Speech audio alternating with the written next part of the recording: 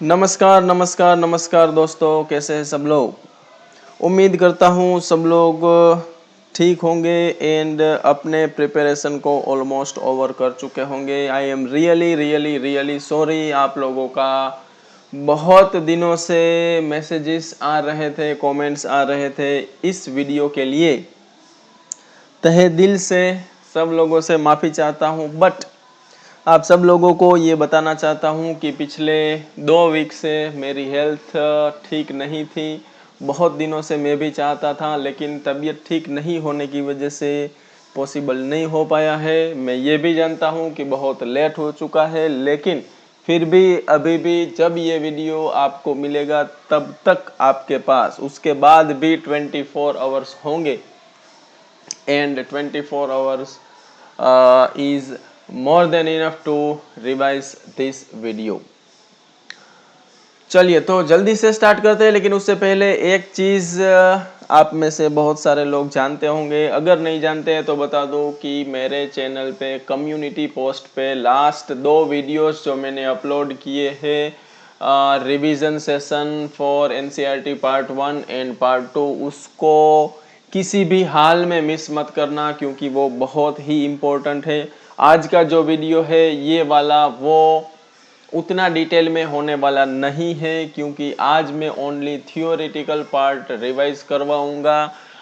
पूरा एनसीईआरटी है, उसमें जितने भी चैप्टर्स जितने भी टॉपिक्स है वो सारे टॉपिक, सारे डेफिनेशन, सारे फॉर्मूला एंड ट्राई करूंगा कि सब के लिए एक एक एग्जाम्पल मैं आपको करवा दूं, ताकि पूरा सिलेबस रिवाइज हो जाए। लेकिन अगर आप मैक्सिमम क्वेश्चंस प्रैक्टिस करना चाहते हैं तो हर एक टॉपिक पे 10-10, 15-15, 20-20 क्वेश्चन भी प्रैक्टिस आपको करवाए हैं वो 2 वीडियोस जिसकी मैं बात कर रहा हूँ। Revise NCERT full syllabus part 1 and part 2 community post पे मिल जाएगा और चैनल वीडियोस में भी आपको मिल जाएगा, और इस वीडियो के डिस्क्रिप्शन में भी मैं डाल दूंगा। वो 2 वीडियोस देखना बहुत ज़रूरी है। और आज का जो वीडियो है, जैसा कि मैंने बोला, थियोरेटिकल पोर्शन रिवाइज करवाऊंगा and this is based on the rationalised syllabus for 2024। तो अब कुछ लोगों के माइंड में ये होता है कि वो पुराने वीडियो है, लास्ट ईयर के है, लेटेस्ट सिलेबस के हिसाब से नहीं है, लेकिन नीचे टाइम स्टैम्प्स दिए हैं वीडियो दोनों में। आप पर्टिकुलर सेक्शन पे जाके देख सकते हैं, पर्टिकुलर सेक्शन को स्किप भी कर सकते हैं, तो वो फैसिलिटीज भी अवेलेबल है। तो वो 2 वीडियो जरूर देखें ये वीडियो देखने के बाद। चलिए, अब जो बात है कि अभी भी आपके पास एक दिन का टाइम है, इसमें आप इस वीडियो को बहुत अच्छी तरीके से रिवाइज कर लीजिए। आप एग्जाम हॉल में मैं गारंटी देता हूं कि बार बार आपको इस वीडियो के रेफरेंस याद आएंगे कि हाँ, इस क्वेश्चन में वो वाला पोर्शन है, वो मैं उसके बारे में बात कर रहा था।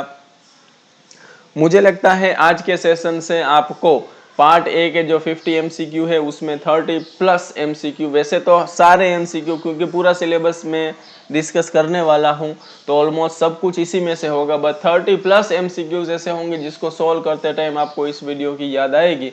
और पार्ट 2 में भी ऑब्वियसली एनसीईआरटी का ही सारे क्वेश्चंस आते हैं, तो उसमें भी आपको बेनिफिट मिलेगा। सबसे इंपॉर्टेंट चीज अगर कोई है तो वो ये कि अगर कोई ये वीडियो मिस कर देता है बिफोर योर जीएसईबी बोर्ड एग्जाम, तो याद रहे कि this video is equally relevant for the good set exam also. तो मैं जब ये वीडियो रिकॉर्ड करने जा रहा हूं तो मेरे माइंड में board exam and good set exam दोनों ही एग्जाम मेरे माइंड में है। तो आप मेक श्योर करें कि इस वीडियो को बोर्ड एग्जाम से पहले देख ले, as well as good set की जो एग्जाम आए उससे पहले भी इसको देखे विदाउट फेल। लास्ट ईयर भी बहुत सारे लोगों ने ये वाले जो वीडियोस है लास्ट ईयर के वो देखे थे और पेपर दे के आने के बाद मुझको बोला था कि क्या हुआ। उसके बाद मैंने जो लास्ट ईयर का पेपर सॉल्यूशन का वीडियो बनाया था उसमें प्रूफ के साथ बताया था कि पार्ट ए में 37 एमसीक्यू ऐसे थे, एग्जैक्ट मैच जो मैंने 2 वीडियो करवाए उसमें। और इस बार भी उम्मीद करते हैं हम सब लोग मिलके कुछ ऐसा ही होगा। बहुत ज़्यादा टाइम आपका ले चुका हूँ, चलिए स्टार्ट करते हैं with the very first chapter, relation and function.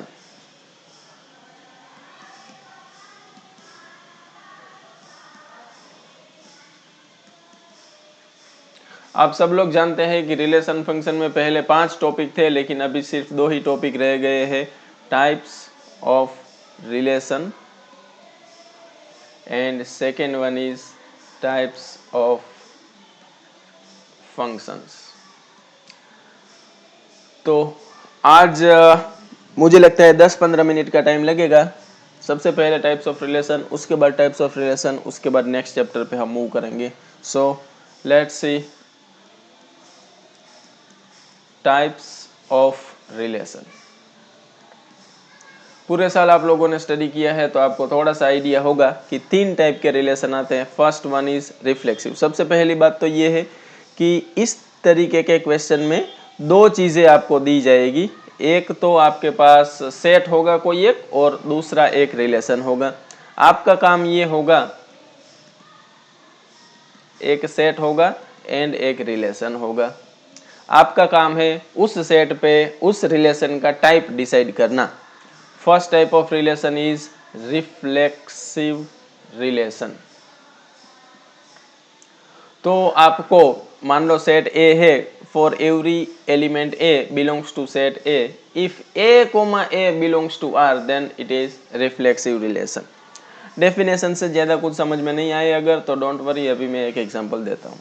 Symmetric relation है कि नहीं वो कैसे डिसाइड करें। For every a comma b belongs to R, if there exist b comma a belongs to R, then relation is called symmetric relation.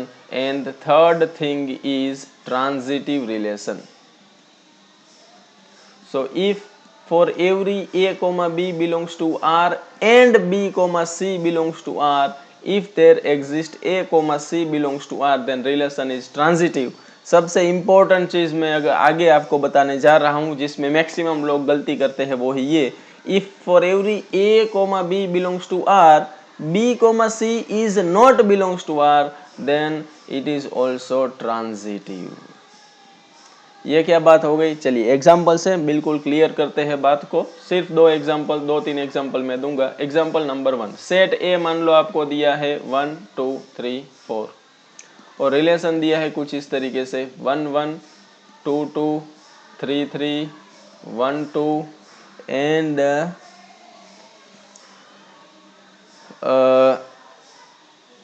2 3। चलिए तो सबसे पहली जो बात करते हैं कि जैसा कि मैंने डेफिनेशन में अगर आपने देखा होगा कि a comma a belongs to R होना चाहिए, for every a belongs to R.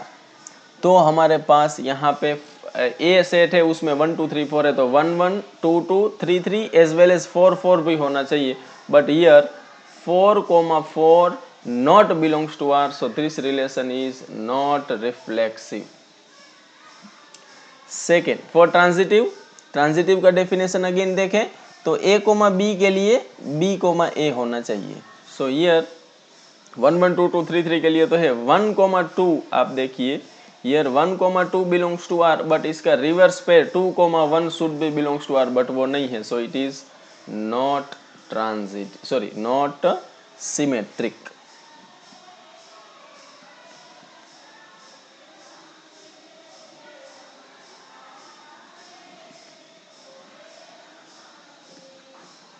And last में अगर हम देखें तो ईयर 1 comma 2 belongs to R and 2 comma 3 belongs to R, ये दोनों पेयर है तो 1 कोमा 3 इसमें होना चाहिए, लेकिन आप देखेंगे 1 comma 3 is not belongs to R, so this relation is not transitive.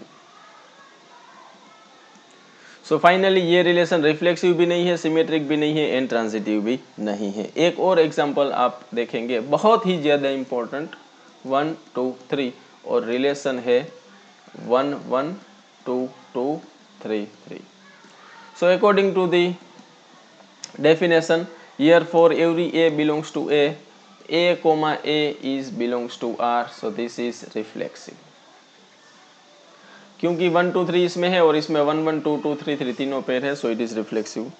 Second thing, for every a b belongs to R, कोई भी पेयर इसमें से ले लो तो उसका रिवर्स पेयर वो खुद ही होता है, so B A is also belongs to R. 1 1 का रिवर्स 1 1 जो खुद प्रेजेंट है रिलेशन में, that's why it is symmetric, और ऐसा सब के लिए हो रहा है।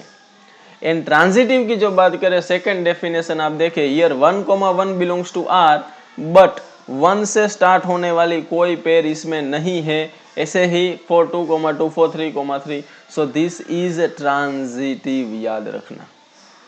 अगर ए बी बी सी है, फिर से एक बार मैं आपको दिखा दूं, अगर a b and b c दोनों है तो फिर ए सी होना चाहिए, तो ही ट्रांजिटिव होगा। ए सी नहीं है तो ट्रांजिटिव नहीं होगा। लेकिन ए बी है बट बी सी ही नहीं है, तो because of this relation is transitive. और बाकी सारे पेयर्स के लिए भी चेक करना पड़ेगा। तो वैसे ये एक के लिए ट्रांजिटिव है, अगर इसके पॉइंट ऑफ व्यू से देखें, इसके पॉइंट ऑफ व्यू से भी नॉट ट्रांजिटिव तो नहीं हो रहा है, इसके पॉइंट ऑफ व्यू से भी according to this definition not transitive नहीं हो रहा है। So finally this relation is transitive. ये बहुत ही क्रिटिकल पॉइंट है, मैं उम्मीद करता हूं कि आपको समझ में आया होगा। और इस तरीके से ये वाला जो रिलेशन है वो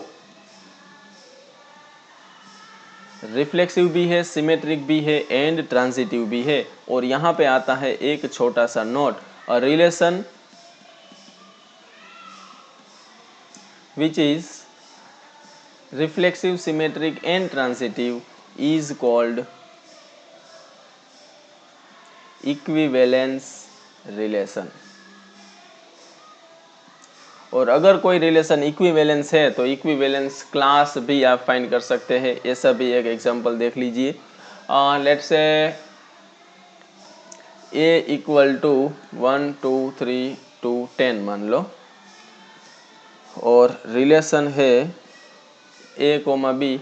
और जरूरी नहीं कि हर बार रिलेशन रोस्टर फॉर्म में दिया हो, ऐसा भी दिया जा सकता है।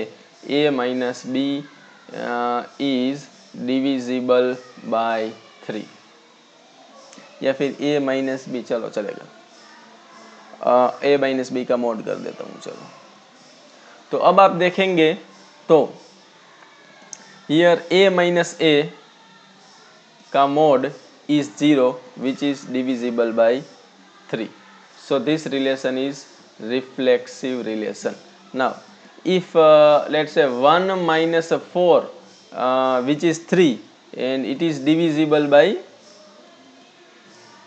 3, so 4 minus 1 का mode is also 3 which is divisible by 3. इसका मतलब आप समझे, 1,4 belongs to R है and 4,1 is also belongs to R. So this relation is symmetric. ठीक उसी तरीके से 1 minus 4 sorry 1,4 is belongs to R and 4,5 6 7 is also belongs to R. So 1,7 is also belongs to R because 1 minus 7 6 का mod 6 which is divisible by 3. So this relation is transitive also. Thus this relation is equivalence relation. और जब कोई relation equivalence relation होता है उस time पे equivalence class भी आता है। इक्विवेलेंस क्लास क्या है? Equivalence class is a set जिसके लिए कोई भी दो एलिमेंट ले लो तो वो इस रिलेशन को सेटिस्फाई करना चाहिए। मतलब 1 लिया तो 4 5 6 7 8 9 10, ये एक ऐसा सेट है जो पहले तो इक्विवेलेंस क्लास जो है उसमें सेट ए में जो एलिमेंट होंगे वही होंगे, मतलब 1 to 10। उसमें से वो सारे एलिमेंट्स लेके एक सेट बनाना है जिसमें से कोई भी दो एलिमेंट लेने से इस रिलेशन को सेटिस्फाई करे। फॉर एग्जांपल 1 1 ले लो, 1 4 ले लो, 1 7 ले लो, 1 10 ले लो, तो ये सारे के सारे इस रिलेशन को सेटिस्फाई करेंगे। मतलब वो दोनों नंबर का डिफरेंस का मोड 3 से डिविजिबल होगा।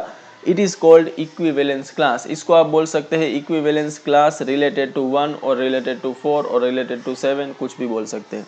सिमिलरली दूसरा एक सेट बनाऊं तो 2 4 5 6, 2 के साथ और कौन सा नंबर ले लूं? 2 के साथ 5 8 एंड 11 तो ले नहीं सकता। तो देखो ये इसमें भी आप देखें 2 2 ले सकते हैं, 5 5 ले सकते हैं, 8 8 ले सकते हैं, 2 5 2 8 5 8 5 2 8 5, ये सारे ऑर्डर पेयर ऐसे हैं जो इस रिलेशन को सेटिस्फाई करेंगे।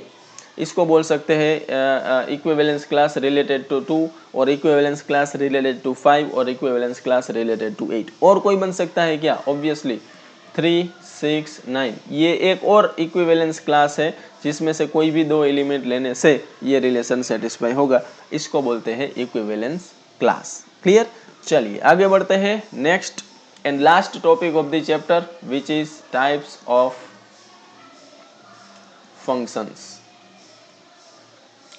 तो इसमें भी आप जानते हैं दो टाइप के फंक्शन होते हैं। सबसे पहले हम बात करेंगे 1 to 1 मतलब कि इंजेक्टिव, और आप जानते हैं जो 1 1 नहीं है उसको नॉट 1 1, मैनी टू 1 या फिर नॉट इंजेक्टिव बोलते हैं। लिख देते हैं, if a function is not 1 to 1 is called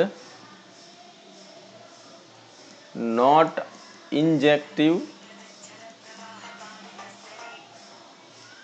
और many to 1। सो 1 1 है कि नहीं वो चेक करने के लिए हमारे पास टोटल 4 मेथड है। Method number 1, if f of x1 equal to f of x2 से लेके आप x1 equal to x2 prove कर देते हैं, या फिर x1 is not equal to f of x2 से लेके x1 not equal to x2 prove कर देते हैं।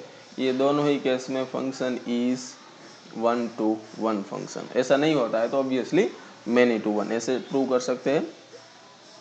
दूसरी चीज कि मान लो कि फंक्शन है वो n to n का है और फंक्शन है वो w to w का है और जो फंक्शन है वो z to z का है, तो उसमें आप एरो डायग्राम से ऐसा ऐसा ऐसा हुआ तो 1 to 1 फंक्शन होगा, और मान लो कभी भी ऐसा हो गया तो ये मैनी टू 1 हो जाएगा।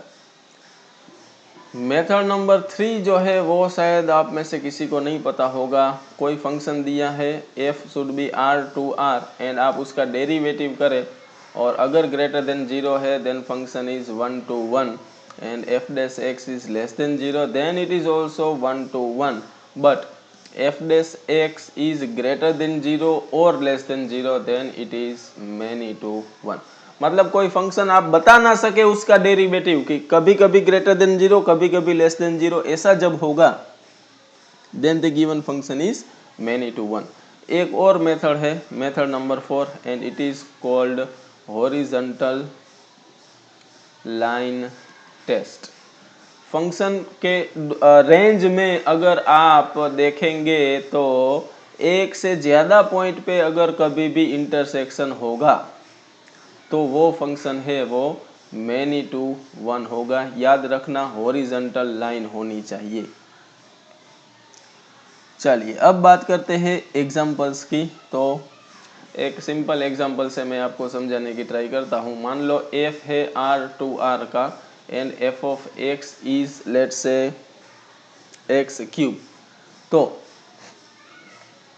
सबसे पहले मान लेते हैं कि मेथड 1 कि f of x1 equal to f of x2 अगर ले लूँ, f ऑफ x अगर x क्यूब है तो f ऑफ x1 है वो x1 का क्यूब होगा और x2 है वो x2 का क्यूब होगा, और यहाँ से हमें क्यूब रूट दोनों साइड निकालेंगे तो x1 इक्वल टू x2 मिल जाएगा। मतलब दिस फंक्शन इज 1 to 1। दूसरा मेथड अगर मान लो मैं ले लेता हूँ कि f डैश x निकालो तो x क्यूब का डेरिवेटिव 3x स्क्वायर होता है, और क्योंकि हम जानते हैं x square is always greater और equal 0 so 3x square is also greater और equal 0 so f dash x is greater और equal 0 so f of x is 1 to 1, क्योंकि ये ऑलवेज ग्रेटर देन 0 ही होगा, कभी ग्रेटर देन 0 कभी less than 0 ऐसा नहीं हो रहा है। तीसरे मेथड से यही क्वेश्चन 1 1 है कि नहीं वो मैं प्रूव करता हूँ। तो एक्स क्यूब का ग्राफ अगर आपको याद है तो कुछ इस तरीके से होता है, और इसकी रेंज में आप कहीं पे भी याद रखना है हॉरिजॉन्टल लाइन, कहीं पे भी हॉरिजॉन्टल लाइन ड्रॉ करेंगे तो horizontal line intersect the function not more than 1 point, so this function is 1 to 1। एक से ज्यादा पॉइंट पे इंटरसेक्ट करे तो मैनी टू 1 होगा। और रही बात एरो डायग्राम की, तो उसके लिए मैंने आपको बताया था एरो डायग्राम हम तभी यूज कर सकते हैं जब n to n, w to w या z to z। In short की हमारे पास जो भी फंक्शन है उसका डोमेन एंड कोडोमेन ऐसे सेट होने चाहिए जिसके अंदर पर्टिकुलर एलिमेंट्स हमें पता हो। जैसे R में तो कौन कौन से एलिमेंट है वो हम नहीं बता सकते, बट n होगा तो उसमें 1 2 3 4 ऐसे ही एलिमेंट होंगे। ऐसे जब पता होगा, ऐसा सेट होगा डोमेन एज अ डोमेन को डोमेन, तभी आप एरो डायग्राम यूज कर सकते हैं। उसका भी चलिए एक एग्जांपल हम ले लेते हैं कि मान लो फंक्शन है n टू n का and f of x equal to x plus 1। तो इसमें आपके पास डोमेन में जो है वो 1 2 3 4 ऐसे ऐसे एलिमेंट्स हैं, और को डोमेन में भी 1 2 3 4 5 ऐसे एलिमेंट्स हैं। अब ये एक ऐसा फंक्शन है जिसमें x के प्लेस पे 1 पुट करेंगे तो आंसर 2 मिलेगा, 2 पुट करेंगे तो आंसर 3 मिलेगा, 3 पुट करेंगे तो 4 मिलेगा। क्लियरली दिख रहा है दिस इज 1 to 1 फंक्शन। एक और एग्जांपल एरो डायग्राम का मैं ले लूँ जिससे आपको बता सकूँ कि एफ ऑफ एक्स मान लो एक्स स्क्वायर है और फंक्शन है वो जेड टू जेड का है। जेड टू जेड का मतलब आप जानते होंगे -3 माइनस इन्फिनिट -2 -1 0 1 2 3, एंड कोडोमेन भी सेम है, माइनस इन्फिनिट से -3 -2 -1 0 1 2 3 और आगे भी इन्फिनिट तक जाएगा। अब इस फंक्शन में मैं 0 पुट करूंगा तो आंसर 0 आएगा, 1 पुट करूंगा तो आंसर 1 आएगा, एंड -1 पुट करूंगा तब भी आंसर 1 आएगा। So clearly this is many to 1 function. और मैनी टू 1 का एक एग्जांपल और आपको दे देता हूं जिसमें दूसरे मेथड से हम करेंगे। तो मान लो फंक्शन हमारे पास R का है and f of x equal to sine x. तो इसमें भी आप मेथड 1 मान लो करेंगे, f of x1 equal to f of x2।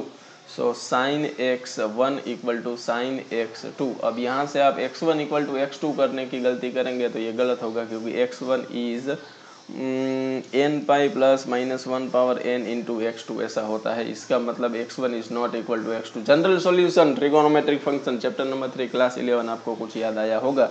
So this is many to 1 function. दूसरा मेथड हमारे पास था डेरिवेटिव अगर मैं करूँ एफ डैश एक्स का तो cos x होता है। cos x कभी ग्रेटर देन 0 और कभी लेस देन 0 भी हो सकते हैं। फर्स्ट क्वार्टर में पॉजिटिव, फर्स्ट फोर्थ में, सेकेंड थर्ड में नेगेटिव, तो कुछ भी हो सकता है। That's why it is many to 1 function. और थर्ड मेथड जो ग्राफ से हम करते हैं कि साइन एक्स का ग्राफ है वो ऐसा होता है, और इसमें कहीं पे भी हॉरिजॉन्टल लाइन ड्रॉ करेंगे तो ऑब्वियसली मोर देन 1 पॉइंट पे इंटरसेक्शन होगा। So this function is many to 1 function. Now बात करते हैं दूसरे टाइप का जो फंक्शन है which is onto function. Onto को हम बोल सकते हैं सरजेक्टिव। ऑन टू का सिनोनिम है सरजेक्टिव। इसमें भी if a function is not onto then it is known as not surjective और इनटू। ये याद रखना, इनटू मतलब नॉट ऑन टू। और इसमें बहुत सिंपल है, रेंज आपको फाइंड करना पड़ेगा। If range equal to codomain then function is called onto function. बस ये कहानी खत्म ऑन टू की। एक एग्जांपल आपको बता देता हूँ। Function is from R to R and let's say f of x is x square. तो इसका रेंज आप फाइंड करेंगे तो वो 0 टू इनफाइनाइट आपको मिलेगा, क्योंकि x square is always greater और इक्वल 0। या फिर इसका ग्राफ ड्रॉ करेंगे तो वहाँ से भी पता चलेगा कि 0 से लेके इनफाइनाइट तक इसका रेंज है, which is not equal to codomain जो कि R है। So this is not an onto function और it can be into function. Clear? चलिए, तो यहाँ पे types of relation, types of function खत्म होता है। एक बहुत ही इंपॉर्टेंट नोट आपको लिखवा देता हूँ, नंबर ऑफ फंक्शन बहुत ही ज़्यादा इम्पोर्टेंट है। अब मान लो फंक्शन हमारे पास है, sorry, not number of function we are talking about,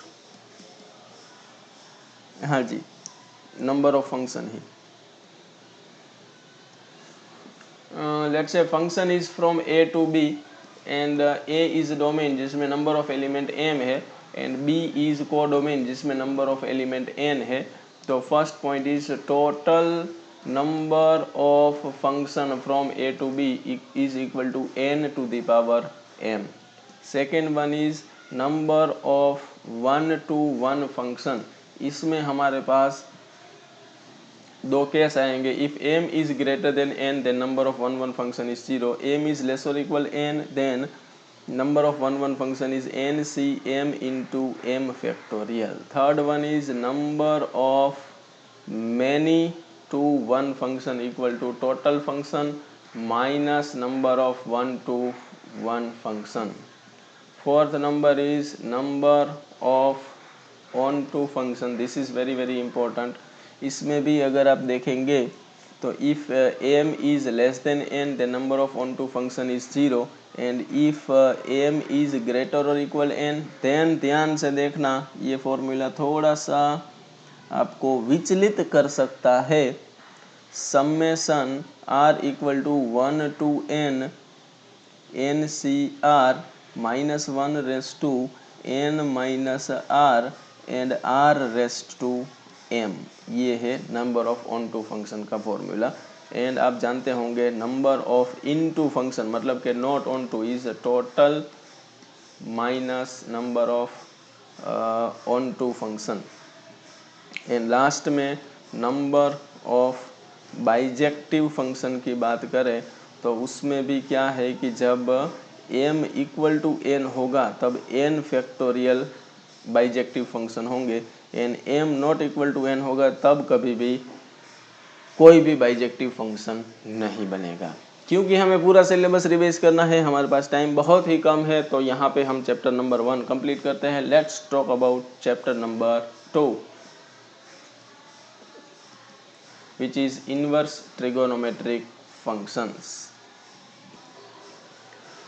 चलिए, तो जैसा कि हमने देखा रिलेशन एंड फंक्शन में कि अगर फंक्शन r टू r की बात करें और फंक्शन है f of x is sin x, so this function is many to one and not onto. Because इसका ओरिजेंटल लाइन टेस्ट है, मोर देन वन पॉइंट पे इंटरसेक्शन भी होगा और इसका रेंज -1 to 1 है, बट इसका कोडोमेन r है, सो 1 1 एंड ऑन टू नहीं है। और आपको मैं बता दूं फंक्शन इज इन्वर्टिबल। इन्वर्टिबल मतलब inverse is exist. Function is invertible if f of x is 1 to 1 and onto मतलब कि बाइजेक्टिव। कोई फंक्शन अगर बाइजेक्टिव है तब भी वो इन्वर्टिबल है और तभी उसका इनवर्स फाइंड कर सकते हैं। लेकिन हमने देखा कि sin x is not bijective, इसका मतलब कि इन्वर्टिबल ही नहीं है, इनवर्स मिलेगा ही नहीं, चलो चैप्टर खत्म करो, ऐसा नहीं है। चलिए हम समझते हैं। sin x का ग्राफ जो है ना, उसमें अगर आप ये वाला इंटरवल उसका डोमेन ले -π/2 to π/2 और उसका कोडोमेन है वो -1 to 1 ले ले और फिर आप ग्राफ को देखें कि ग्राफ कैसा बनता है, बहुत ही ध्यान से देखेंगे तो -π/2 पे उसका आंसर sin x का आंसर है वो 1 हो जाता है और यहाँ पे होता है -1। दिस इज -π/2, दिस इज π/2, ये मिनिमम वैल्यू -1 और ये मैक्सिमम वैल्यू है। इस ग्राफ को आप देखेंगे तो यहाँ पे 1 1 भी है और ऑन टू भी है, दस sign inverse x is exist, here f of x is sin x। और आप जानते होंगे कि इनवर्स में डोमेन एंड को डोमेन इंटरचेंज हो जाता है, मतलब कि for f inverse it will be -1 to 1 to -π/2 to π/2 और इस बार फंक्शन f इनवर्स x हो जाएगा sign inverse x, this is inverse of x। इसी तरीके से बाकी के फंक्शंस के भी डोमेन एंड को डोमेन की डिस्कशन हम करें तो सबसे पहली बात तो हमने सीख ली है कि if function is sine inverse x then domain is -1 to 1 और साथ साथ में cos इनवर्स की भी बात कर लेते हैं। If function is cos inverse x then domain is also -1 to 1। If function is sin inverse x then codomain is -π/2 to π/2 and cos inverse x के लिए होता है 0 to π। आगे अगर हम बात करें tan इनवर्स x की तो tan इनवर्स x का डोमेन R होता है बट उसका कोडोमेन -π/2 to π/2 ओपन ब्रैकेट में होता है। उसके बाद अगर हम बात करें कोट इनवर्स एक्स की, तो इसका डोमेन भी आर है, बट इसका codomain 0 to pi open bracket होता है। उसके बाद बात करें कोसेक इनवर्स एक्स की, तो उसका डोमेन आर होता है, लेकिन -1 to 1 के बीच का कोई भी नंबर उसमें पुट नहीं कर सकते, और उसका कोडोमेन -π/2 to π/2 में कुछ भी हो सकता है, लेकिन 0 नहीं हो सकता है। एंड लास्टली अगर हम देखें अबाउट सेक इनवर्स एक्स, तो domain same r -1 to 1 and को डोमेन इज 0 to पाई, लेकिन इसका मिड पॉइंट π/2 उसमें नहीं रख सकते। These all are values of x and these all are values of y। मतलब कि सबसे पहला क्वेश्चन तो ऐसा आ सकता है कि if y equal to sine inverse x then interval of x आपको पूछे तो आपको बताना पड़ेगा -1 to 1, और इंटरवल ऑफ y पूछे तो आप बताएंगे -π/2 to π/2। इसका मतलब होता है साइन इनवर्स x के अंदर आप इसमें से कोई भी वैल्यू पुट कर सकते हैं, और साइन इनवर्स x के जो आंसर है वो इसमें से कुछ भी आ सकते हैं। ये तो हो गई बहुत बेसिक बात। अब इसके बाद आता है principal value of inverse trigonometric function. जैसा कि मान लो कोई पूछे साइन इनवर्स 1/2, तो आपको ये सोचना है कि साइन की वैल्यू 1/2 कब होती है। तो साइन की वैल्यू 1/2 होती है π/6 पे, तो इसका आंसर आएगा π/6। ठीक है, लेकिन सोच लो कोई अगर आपको पूछे साइन इनवर्स -1/√2 क्या होगा, तो यहाँ पे प्रॉब्लम हो सकता है कि थर्ड एंड फोर्थ दोनों क्वाड्रेंट में साइन इनवर्स है, मतलब साइन है वो नेगेटिव होता है, तो -1/2 है वो पाई प्लस π/4 एंड 2π - π/4 पे भी होता है। लेकिन अब कुछ प्रॉपर्टीज आपको देखनी पड़ेगी, उसके हिसाब से इसका आंसर -π/4 आता है, बिकॉज आप जानते हैं साइन इनवर्स के आंसर है वो -π/2 2π/2 में ही होते हैं। So let's see property number 1, जिसमें क्या होता है कि साइन इनवर्स के अंदर कोई नेगेटिव नंबर आ जाए तो answer minus sine inverse x आता है। सिमिलरली कोस इनवर्स के अंदर -x आए तो pi minus cos inverse x होता है। टेन इनवर्स के अंदर -x है तो minus ten inverse x answer आता है। कोट इनवर्स के अंदर -x है तो pi minus cot inverse x आता है। फिर कोसेक इनवर्स के अंदर -x आए तो माइनस कोसेक इनवर्स एक्स होता है, और सेक इनवर्स के अंदर -x अगर आए तो pi minus sec inverse x होता है। These are the story of all the 6 ITF। Clear. Property number 2 की भी अगर हम बात कर ले तो बहुत सिंपल है कि साइन इनवर्स के अंदर साइन एक्स है तो sine and sine inverse cut होके आंसर एक्स आ सकता है, लेकिन ध्यान रखना है कि x is answer of sine inverse, so x should be belongs to -π/2 to π/2। Similarly बाकी के 6 फंक्शन के लिए ये आपको याद होना चाहिए, नहीं याद है तो आप रिवाइज करिए। प्रॉपर्टी नंबर 3 कहती है कि साइन के अंदर साइन इनवर्स एक्स है तब भी आंसर एक्स आएगा, साइन साइन इनवर्स कट हो जाएगा, लेकिन ध्यान रखना है कि ये एक्स आपने साइन इनवर्स के अंदर पुट किया है तो एक साइन इनवर्स के अंदर ओनली -1 to 1 के नंबर ही पुट कर सकते हैं। तो जब ऐसा होगा तभी आपका आंसर ऐसा आ सकता है। अब एक छोटा सा एग्जांपल ये तीनों प्रॉपर्टी का यूज करते हुए अगर मैं आपको बता दूं कि tan inverse √3 minus sec inverse -2, तो tan इनवर्स √3 मतलब tan √3 कब होता है π/3 पे, ये सबको पता है। सेक इनवर्स के अंदर माइनस मतलब प्रॉपर्टी यूज करो पाई माइनस सेक इनवर्स 2 होता है। अब ये π/3 minus pi minus minus plus sec inverse 2 मतलब होता है कोस इनवर्स 1/2, और कोस इनवर्स 1/2 होता है π/3 पे। अब इसको ऐड कर लो, वो आपका आंसर है। उसके बाद है प्रॉपर्टी नंबर 4 कि सेक इनवर्स 1/x है ना वो कोस इनवर्स x होता है, या फिर कोस इनवर्स 1/x है वो सेक इनवर्स x होता है। सिमिलरली कोसेक इनवर्स 1/x है वो साइन इनवर्स x होता है, या फिर साइन इनवर्स 1/x है तो वो कोसेक इनवर्स x होता है। And third one is cot inverse 1/x है वो tan इनवर्स x होता है, या फिर tan इनवर्स 1/x है वो cot इनवर्स x होता है। यहाँ पे एक छोटा सा पैच है कि x ग्रेटर देन 0 होना चाहिए ओनली इन थर्ड प्रॉपर्टी, लेकिन उसमें अभी इतना डिटेल में जाने की ज़रूरत नहीं है। क्लियर। उसके बाद अगर बात करें प्रॉपर्टी नंबर 5 की, तो first property is sine inverse x plus cos inverse x equal to π/2। इसको कोई इस तरीके से भी पूछ सकता है कि π/2 माइनस कोस इनवर्स x क्या होता है, तो वो साइन इनवर्स x होता है। Similarly tan inverse x plus cot inverse x is also π/2 and third thing is sec inverse x plus cosec inverse x is equal to π/2। उसके बाद आता है प्रॉपर्टी नंबर 6। उसमें क्या होता है कि कन्वर्जन करना है एक फंक्शन से। जैसे साइन इनवर्स x है तो वो कोस इनवर्स में क्या होगा, वो टेन इनवर्स में क्या होगा, वो कोट इनवर्स में क्या होगा, वो कोसेक इनवर्स में क्या होगा, और वो सेक इनवर्स में क्या होगा। तो बहुत सिंपल है। साइन इनवर्स x मतलब x/1, और साइन मतलब होता है परपेंडिकुलर बाई हिपोटेन्यूज। तो ये x हो गया, ये 1 हो गया। थर्ड साइड पाइथागोरस से आपको मिल जाएगी 1 माइनस एक्स स्क्वायर। अब कोस इनवर्स होता है adjacent divide by hypotenuse. Tan inverse होता है perpendicular by base. Cot inverse tan inverse का reciprocal, so 1 minus x square का square root divide by x. Cosec inverse reciprocal of sine inverse, so it is hypotenuse by perpendicular, so it is 1 by x, and sec inverse is reciprocal of cos, so 1 by square root of 1 minus x square।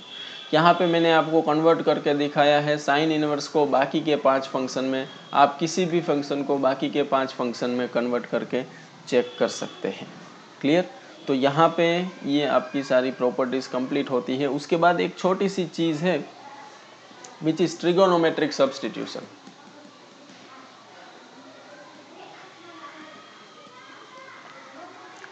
जैसे कि मान लो कभी कोई ऐसा पूछ ले कि 1 minus x square ऐसा है, तो x के प्लेस पे आप क्या सब्स्टिट्यूट करेंगे, तो x के प्लेस पे साइन थीटा। ये सारी ट्रिगोनोमेट्रिक आइडेंटिटीज पे डिपेंड करता है। मान लो कोई 1 माइनस सस्पेंस खुल चुका है। मान लो 1 minus x divide by 1 plus x है, तो आपको x equal to cos 2 theta substitute करना चाहिए। मान लो कि कहीं पे है 1 प्लस एक्स स्क्वायर, तो x equal to tan theta substitute करना चाहिए, because 1 plus tan square theta is x square theta, और उसका स्क्वायर रूट भी निकल सकता है। और भी मान लो आगे किसी ने बोला कि 2x divide by 1 plus x square, तो आपको x equal to tan theta substitute करना चाहिए, because 2 tan theta divide by 1 plus tan square theta is sine 2 theta. In short, आपके पास जब वेरिएबल है, आपको उसको सिंपलेस्ट फॉर्म में कन्वर्ट करना है, तो x वेरिएबल के प्लेस पे ऐसा कोई ट्रिगोनोमेट्रिक फंक्शन आप पुट करिए जिसकी वजह से ट्रिगोनोमेट्रिक आइडेंटिटी बननी चाहिए, या फिर स्क्वायर रूट रिमूव होना चाहिए। क्लियर। इसको बोलते हैं ट्रिगोनोमेट्रिक सब्स्टिट्यूशन। उसके बाद अगर प्रॉपर्टी नंबर 7 की भी थोड़ी सी मैं बात कर दूं, so first thing is tan inverse x plus tan inverse y। बहुत ही इंपॉर्टेंट ये होता है tan inverse x plus y divide by 1 minus x y if x and y greater than 0 and x into y is less than 1। भाई ये बहुत ज़रूरी बात है। x इंटू वाई जो है ना, it should be less than 1, तभी ये आइडेंटिटी बनेगी।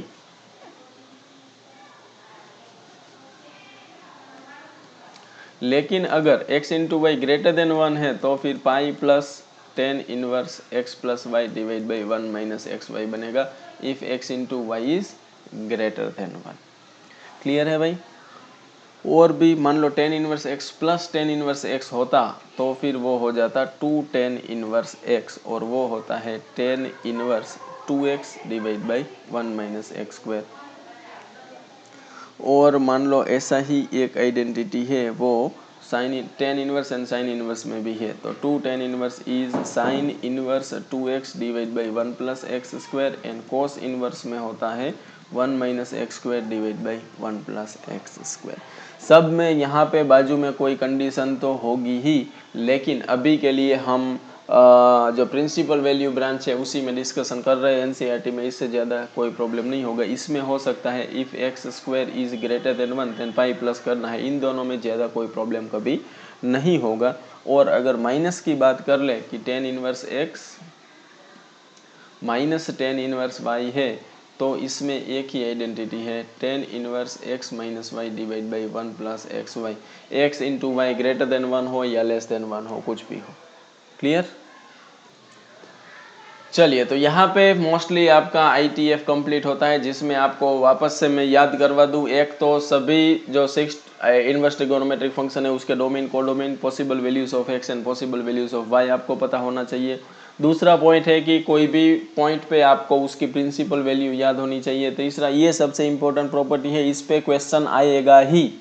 इसके बाद ये छोटी छोटी दो property number 2 and 3, property number 4 conversion करते टाइम, और प्रॉपर्टी नंबर 5 जो कॉम्प्लीमेंट्री फंक्शंस है उसके लिए, property number 6 conversion and substitution में आप जानते हैं एनसीईआरटी में ऐसे क्वेश्चन है, ज़रूरत पड़े तो आप यूज़ कर सकते हैं, उसकी बहुत ज़्यादा ज़रूरत पड़ेगी नहीं।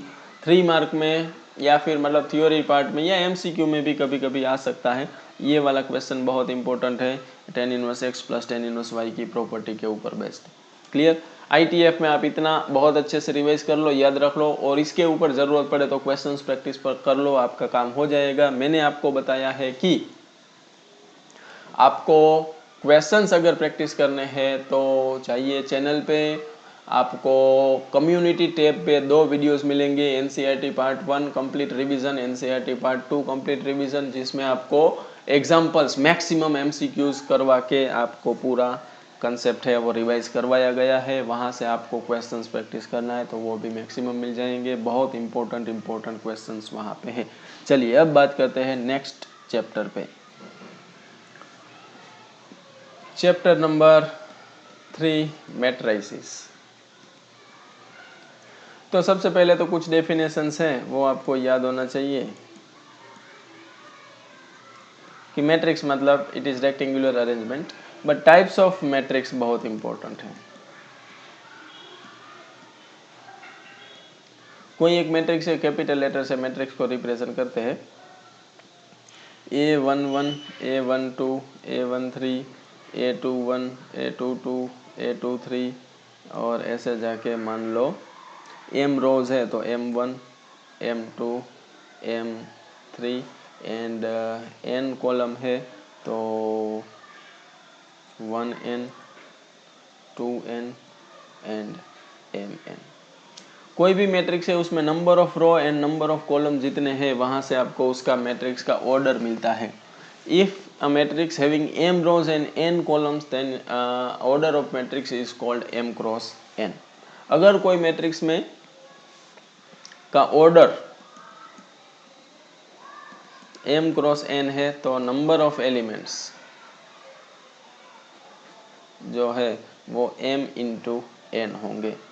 टाइप्स ऑफ मैट्रिक्स की बात करें तो कोई एक मैट्रिक्स ऐसा है AIJ, ये सारे एलिमेंट्स को रिप्रेजेंट करते हैं, उसका ऑर्डर m क्रॉस n है। सबसे पहले अगर बात करें कि m equal to n equal to 0 है तो ऐसा कोई मैट्रिक्स पॉसिबल ही नहीं है। ठीक है। दूसरी बात करें कि m equal to n equal to 1 है तो it is called singleton matrix. Third thing is m is not equal to n है तो यहाँ पे 2 केसेस बन सकते हैं कि m is greater than n। m is greater than n मतलब नंबर ऑफ रोज ज़्यादा है, नंबर ऑफ रोज ज़्यादा है मतलब उसको बोलते हैं vertical matrix. And m is less then n मतलब नंबर ऑफ ज़्यादा रोज कम है, नंबर ऑफ कॉलम ज़्यादा, it is called horizontal matrix. But सबसे इम्पोर्टेंट बात जो है, क्योंकि हमारे सिलेबस में मैक्सिमम डिस्कशन है वो स्क्वायर मैट्रिक्स का होता है, तो जब m इक्वल टू n है then it is called square matrix. और स्क्वायर मैट्रिक्स में मेनली 2 टाइप आते हैं, एक तो आता है डायगोनल मैट्रिक्स एंड एक आता है ट्राइंगुलर मैट्रिक्स। ट्राइंगुलर मैट्रिक्स में भी 2 पार्ट आते हैं कि अगर कोई मैट्रिक्स है वो ऐसा है जिसमें यहाँ पे A B C D E F है और ये 3 एलिमेंट है वो 0 है, इसको बोलते हैं लोअर ट्राइंगुलर मैट्रिक्स। और एक है ऐसा मान लो A B C 0 D E 0 0 and गड़बड़ हो गई।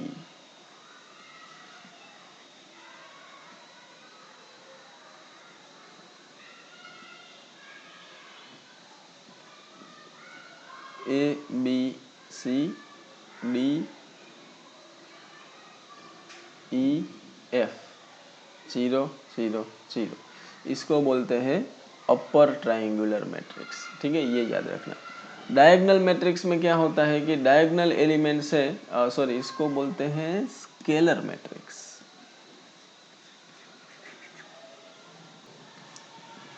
Sorry it is diagonal matrix only. Diagonal में दो टाइप आते हैं। डायगोनल मैट्रिक्स मतलब कि जिसके डायगोनल के एलिमेंट है ना वही नॉन जीरो होने चाहिए, बाकी सारे एलिमेंट्स जीरो होंगे, इसको बोलते हैं डायगोनल मैट्रिक्स। अब डायगोनल मैट्रिक्स पे भी सारे एलिमेंट सेम है, अगर 5 5 5 और बाकी सारे जीरो है तो इसको बोलते हैं स्केलर मैट्रिक्स।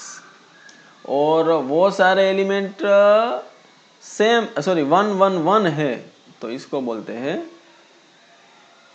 Identity matrix. तो पहले तो ये सारे टाइप्स ऑफ मैट्रिक्स के बारे में आपको पता होना चाहिए। उसके बाद आता है कंस्ट्रक्शन ऑफ मैट्रिक्स। ये बहुत सिंपल, इसमें आपको बोलेंगे कि एक मैट्रिक्स है ए आई जे जिसका ऑर्डर मान लो 2 क्रॉस 3 है और ए आई जे का डेफिनेशन है आई प्लस से। तो बहुत सिंपल, एक मैट्रिक्स आपको बनाना है जिसमें 2 रोज एंड 3 कॉलम मतलब 6 एलिमेंट्स ऐसे होंगे। अब ये एलिमेंट ए 1 1 है तो ए आई जे अगर आई प्लस जे है तो ए 1 1 ऑब्वियसली 1 + 1 होना चाहिए, तो ये 2 होगा, ये 1 + 2 होगा, ये 1 + 3 होगा, ये सेकेंड रो फर्स्ट कॉलम तो 3 होगा, ये सेकेंड रो सेकेंड कॉलम तो 4 होगा, ये second row and third column तो 5 होगा। ये 2 क्रॉस 3 मैट्रिक्स बन गया ऐसा, जो इस डेफिनेशन को सेटिस्फाई कर रहा है। क्लियर? तो यहाँ पे जो जो डेफिनेशन दे उस हिसाब से आपका मैट्रिक्स बनता जाएगा। उसके बाद नेक्स्ट टॉपिक है हमारा which is algebra of matrix, जिसमें फर्स्ट आएगा addition and subtraction of matrix. इसमें ऑर्डर सेम होना चाहिए भाई दो मैट्रिक्स का, तभी एडिशन सब्ट्रैक्शन हो सकते हैं। जैसे कि मान लो दो मैट्रिक्स मेरे पास ऐसे है 1 2 3 4 5 6 और यहाँ पे मान लो है 0 1 2 3 2 1, तो पहले तो ऑर्डर दोनों का सेम होना चाहिए, फिर एडिशन बोले तो करस्पॉन्डिंग एलिमेंट्स है उसको ऐड करते जाना है। 1 2 + 1 3 + 2 5 4 + 3 7 5 + 2 7 6 + 1 7। सब्ट्रैक्शन बोला होता तो सब्ट्रैक्शन करते। उसके बाद आता है स्केलर मल्टीप्लिकेशन।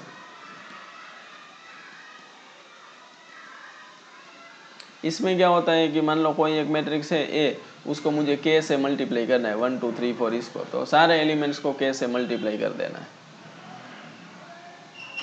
तो ये हो गया स्केलर मल्टीप्लिकेशन। उसके बाद सबसे इंपॉर्टेंट चीज आती है मल्टीप्लिकेशन ऑफ मैट्रिक्स। ये बहुत ही खतरनाक, मल्टीप्लिकेशन ऑफ मैट्रिक्स। तो आप समझिए कि कोई दो मैट्रिक्स है ए एंड बी, उसको मल्टीप्लाई करके आंसर में मैट्रिक्स एक्स आ रहा है। तो यहाँ पे ये देखना बहुत ही इंटरेस्टिंग है कि ए का ऑर्डर मान लो m क्रॉस n है और b का ऑर्डर p क्रॉस q है। So a into B exist only if n = p। First matrix के number of column and second matrix के नंबर ऑफ रो सेम होने चाहिए, तभी मल्टीप्लिकेशन होगा। मान लो ऐसा है, मान लो मल्टीप्लिकेशन हो गया तो आंसर में जो मैट्रिक्स आएगा उसका ऑर्डर आएगा m क्रॉस q, वो भी आपको यहाँ से दिख रहा होगा। एक एग्जांपल से समझने की ट्राई करते हैं कि मल्टीप्लिकेशन होता कैसे है। 1 2 3 4 इसका ऑर्डर है 2 क्रॉस 3। अब आप समझिए कि अगर आपको मल्टीप्लिकेशन करना है तो अब दूसरा जो मैट्रिक्स होगा उसमें नंबर ऑफ रो है वो 3 ही होना चाहिए। मान लो 3 -2 एंड -4, तो दिस इज 3 रोज होने चाहिए ना, गलती हो गई।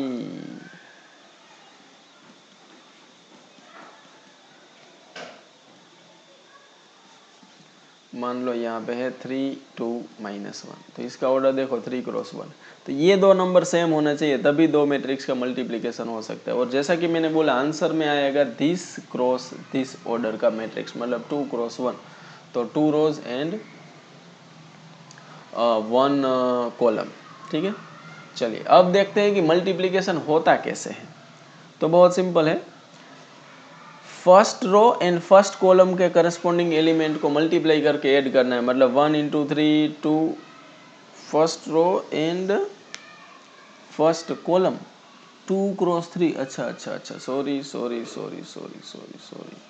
यहाँ पे एक और कॉलम होनी चाहिए ना भाई, ऑर्डर 2 क्रॉस 3 है, तो मान लो कि यहाँ पे है -2 एंड 0। चलिए,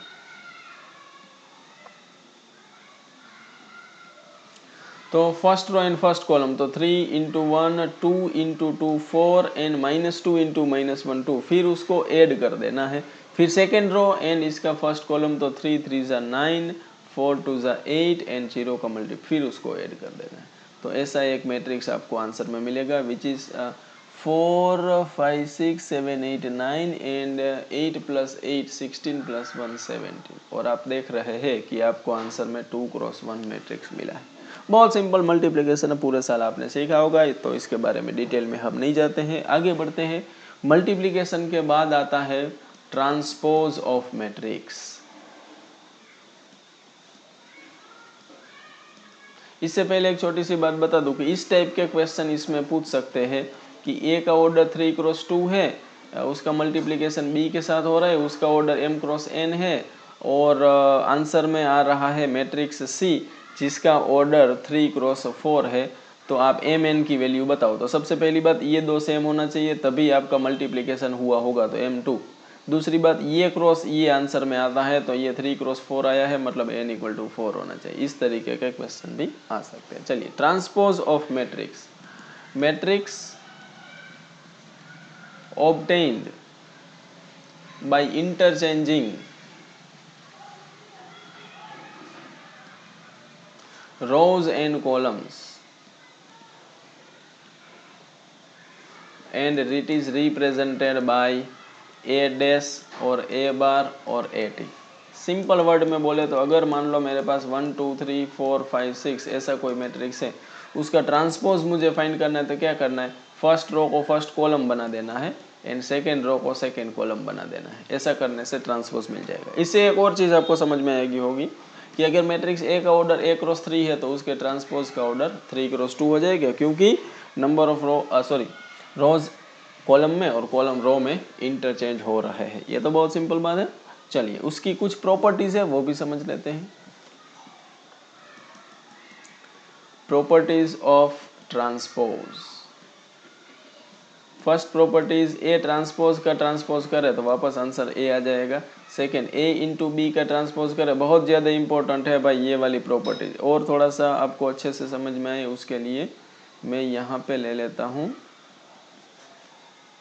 ए बी सी का ट्रांसपोज, तो ये C transpose B transpose A transpose होता है। थर्ड, बहुत सिंपल, ज़्यादा कुछ काम की नहीं है, के ए का ट्रांसपोज करो या के इंटू ए का ट्रांसपोज करो, सेम ही होता है। Fourth one is A inverse का ट्रांसपोज करो या ए ट्रांसपोज करके इनवर्स करो, सेम ही होता है। फिफ्थ वन, ए पावर एन का ट्रांसपोज करो या ट्रांसपोज करके पावर एन करो, सेम ही होता है। ठीक है, बट सबसे इंपॉर्टेंट ये दो प्रॉपर्टीज है जिसका कभी प्रैक्टिकल यूज आ सकता है।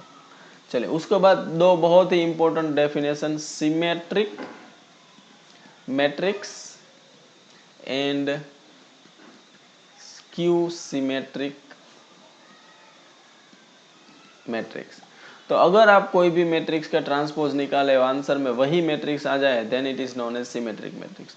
अगर आप किसी मैट्रिक्स का ट्रांसपोज निकाले और आंसर में -a आए, then the matrix is called skew symmetric matrix. Example भी आप देख लीजिए, मान लो 1 2 2 3 ऐसा है, तो आप इसका ट्रांसपोज निकालो। फर्स्ट रो हो गया फर्स्ट कॉलम, सेकेंड रो हो गया सेकेंड कॉलम, देखा आपने 1 2 2 3, ए = ए ट्रांसपोज हो गया, मतलब this matrix is known as symmetric matrix. दूसरा देखिए, 0 1 2 -1 0 -3 -2 3 0। अब इसका ट्रांसपोज निकालो, तो फर्स्ट रो हो गया फर्स्ट कॉलम 0 1 2 सेकेंड रो था, वो सेकेंड कॉलम हो जाएगा, -1 0 -3 एंड -2 3 0। अब इसमें से अगर मैं माइनस कॉमन निकाल लूँ तो क्या हो जाएगा, 0 1 2 -1 0 -3 एंड -2 3 0। देखा आपने, दिस इज माइनस के बाद जो है वो मैट्रिक्स ए है। मतलब किसी एक मैट्रिक्स का ट्रांसपोज लिया और आंसर में -a आ गया तो उसको स्क्यू सिमेट्रिक मैट्रिक्स बोलते हैं। एक बहुत ही इंपॉर्टेंट चीज आपको बता देता हूँ, याद रखना, determinant of skew symmetric matrix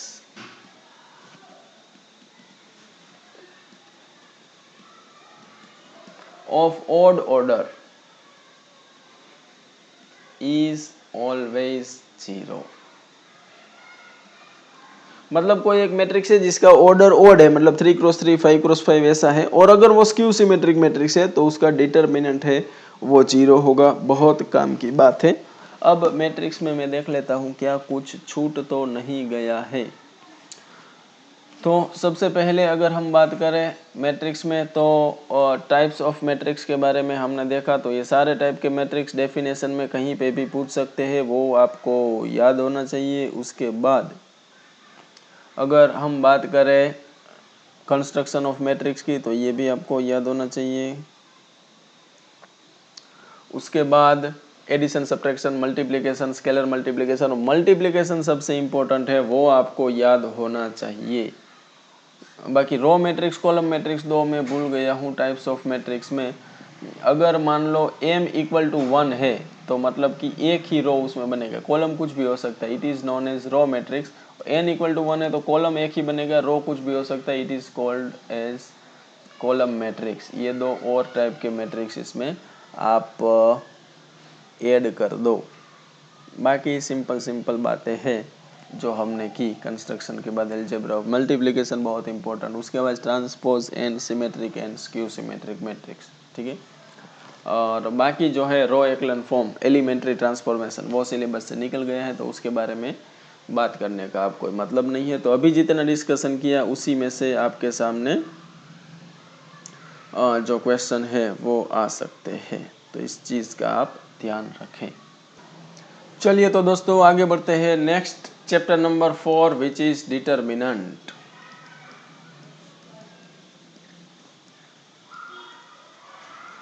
determinant में आप जानते हैं first point is expansion of determinant, जिसमें मेनली 2 क्रॉस 2 है, मान लो 1 2 3 4, तो आप जानते हैं 1 इंटू 4 एंड 2 इंटू 3 का सब्ट्रैक्शन करना होता है, 4 माइनस 6 विच इज -2। डिटर्मिनेंट अगर 3 क्रॉस 3 है, 1 2 3 -1 0 -2 1 3 एंड 5, तो किसी भी रो या किसी भी कॉलम से इसको एक्सपांड कर सकते हैं। मान लो मैं फर्स्ट रो से अगर एक्सपांड करता हूँ,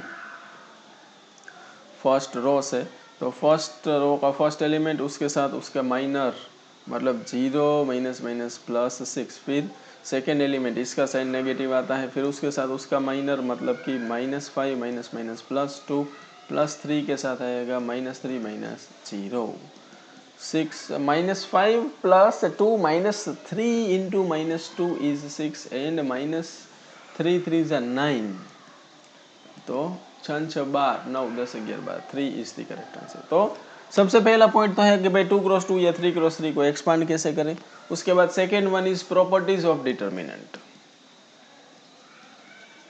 लेकिन आप जानते हैं कि प्रॉपर्टीज ऑफ डिटर्मिनेंट निकल गया है तो इस बार आने के चांसेस नहीं है, लेकिन फिर भी मैं आपको बता देता हूं क्योंकि आप जानते हैं कि कभी कभी ऐसा होता है कि जो डिलीटेड सिलेबस है उसमें से भी एक आध क्वेश्चन आ जाता है। चांसेस बहुत कम है, फिर भी किसी भी मैट्रिक्स का ट्रांसपोज करो और डिटर्मिनेंट निकालो तो डिटर्मिनेंट ए के इक्वल होता है फर्स्ट प्रॉपर्टी। सेकेंड प्रॉपर्टी की किसी भी दो रो को आप इंटरचेंज करो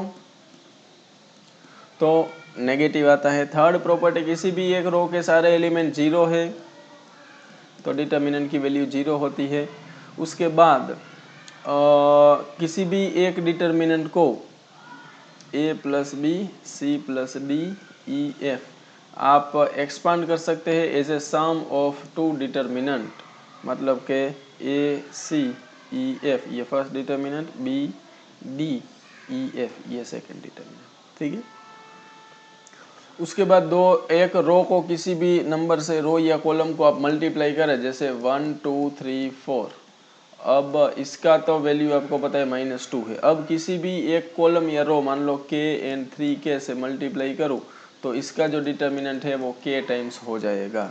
उसके बाद 1 2 3 4 अगर मैं किसी एक रो है उसको k से मल्टीप्लाई करके इसमें ऐड करूँ तो डिटर्मिनेंट की वैल्यू चेंज नहीं होती है। बाकी मैंने छोटी छोटी चीज़ें आपको बताई कि skew symmetric matrix odd order का है तो उसका डिटर्मिनेंट है वो 0 होता है। k टाइम्स हो गया, वो आया कि नहीं? अच्छा, वो एक बाकी है। अगर आप 1 2 3 4 ऐसा है तो इसका डिटर्मिनेंट तो आपको पता है -2 है, लेकिन सारे एलिमेंट्स को मैं k से मल्टीप्लाई करूँ तो फिर 4k² - 6k² ये -2k² होता है। मतलब ये वाली प्रॉपर्टी को अगर आपको समझना है तो आप इस तरीके से समझ सकते हैं कि अगर कोई एक मैट्रिक्स मेरे पास है उसको मैं k से मल्टीप्लाई करने के बाद डिटर्मिनेंट निकालूं तो वो डिटर्मिनेंट का k⁻n टाइम्स हो जाता है when n is order of matrix A. Clear? तो ऐसी कुछ प्रॉपर्टीज है, लेकिन इसके बारे में ज़्यादा ध्यान देने की ज़रूरत नहीं है। प्रॉपर्टीज के बाद हम देखेंगे माइनर। तो कोई एक मैट्रिक्स है ए, 1 2 3 4 5 6 7 8 9 और माइनर को रिप्रेजेंट करते हैं एम से। तो अभी 3x3 मैट्रिक्स है, टोटल 9 एलिमेंट है, सबके आप माइनर फाइंड कर सकते हैं। मान लो A21 फाइंड करना है तो second row and first column इसका माइनर निकालना है तो वो रो एंड कॉलम निकाल दो, बाकी जो बचा उसका डिटर्मिनेंट ले लो। तो 9 2 18 -24 ये आपका आंसर हो गया, ठीक है। इसी तरीके से किसी भी एलिमेंट का माइनर निकाल सकते हैं। उसके बाद है कोफैक्टर। तो इसी एग्जांपल में अगर मान लो कोफैक्टर ऑफ 1 2 निकालना है तो first row and second column ये वाले एलिमेंट का कोफैक्टर निकालना है। वो रो कॉलम आप डिलीट करके बाकी जो बचे उसका डिटर्मिनेंट ले लो, लेकिन ये तो हो गया क्या? माइनर। अब इसके आगे -1 की पावर 1 + 2 कर दो, ये i + j, तो वो कोफैक्टर हो जाता है। मतलब -4 6 7 9 मतलब कि -36 -42 ये आपका आंसर हो जाए, ठीक है। तो माइनर एंड कोफैक्टर के बीच में रिलेशन भी यहाँ पे आप बना लो कि अगर आपको कोफैक्टर चाहिए i j एलिमेंट का तो -1⁻i + j into minor of mi j ऐसे होता है। क्लियर हो रही है बात? चलिए, माइनर कोफैक्टर के बाद आता है एडजॉइंट ऑफ मैट्रिक्स, बहुत बहुत इंपॉर्टेंट।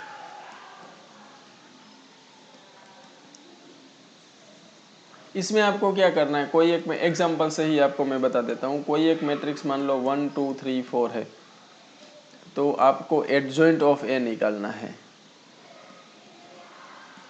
तो आपको पहले सभी के कोफैक्टर से रिप्लेस करना है। तो ये रो कॉलम हटा दो तो 4, ये रो कॉलम हटा दो तो 3, ये रो कॉलम हटा दो 2, ये रो कॉलम हटा दो 1। लेकिन आप देखेंगे कि इधर माइनर कोफैक्टर दोनों सेम होता है, 1 + 1 2 + 2 -1 का पावर 2 एंड -1 का पावर 4 सेम होते हैं।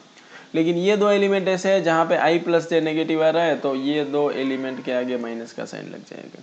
फिर उसका ट्रांसपोज निकालना है, तो मतलब कि 4 -3 and -2 1। This is called adjoint of A. Clear? मतलब एक बार फिर से बता देता हूँ, सारे जो भी मैट्रिक्स आपको दिया है जिसका आपको एडजॉइंट फाइंड करना है उसमें जितने भी एलिमेंट्स है सब एलिमेंट को उसके कोफैक्टर से रिप्लेस कर दो। फिर आंसर में जो मैट्रिक्स मिलता है उसका ट्रांसपोज निकाल दो। ऐसा करने से आंसर में जो मैट्रिक्स मिलेगा it is known as adjoint of given matrix. Clear? Adjoint की कुछ प्रॉपर्टीज है लेकिन उसके बारे में बहुत ज़्यादा आपको जानने की ज़रूरत नहीं है। सिर्फ दो प्रॉपर्टी मैं बता रहा हूँ, उसको आप याद रखिए। First is adjoint of A inverse equal to one by determinant of A into adjoint of A. तो मतलब ये प्रॉपर्टी आपको बता देता हूँ, ये वाली फॉर्मूला से आती है। A inverse equal to one by determinant of A into adjoint of A. तो adjoint of A into A करेंगे आप तो determinant of A into I आ जाएगा, या A into adjoint of A करेंगे तो भी सेम ही रहेगा। और एक्चुअली यहाँ से ये वाली फॉर्मूला आती है। दूसरी है एडजॉइंट ऑफ ए का डिटर्मिनेंट निकालेंगे तो डिटर्मिनेंट ऑफ ए का पावर n-1 आएगा। ये दो बहुत ही इंपॉर्टेंट प्रॉपर्टीज है, आप इसको याद रखिए, ठीक है।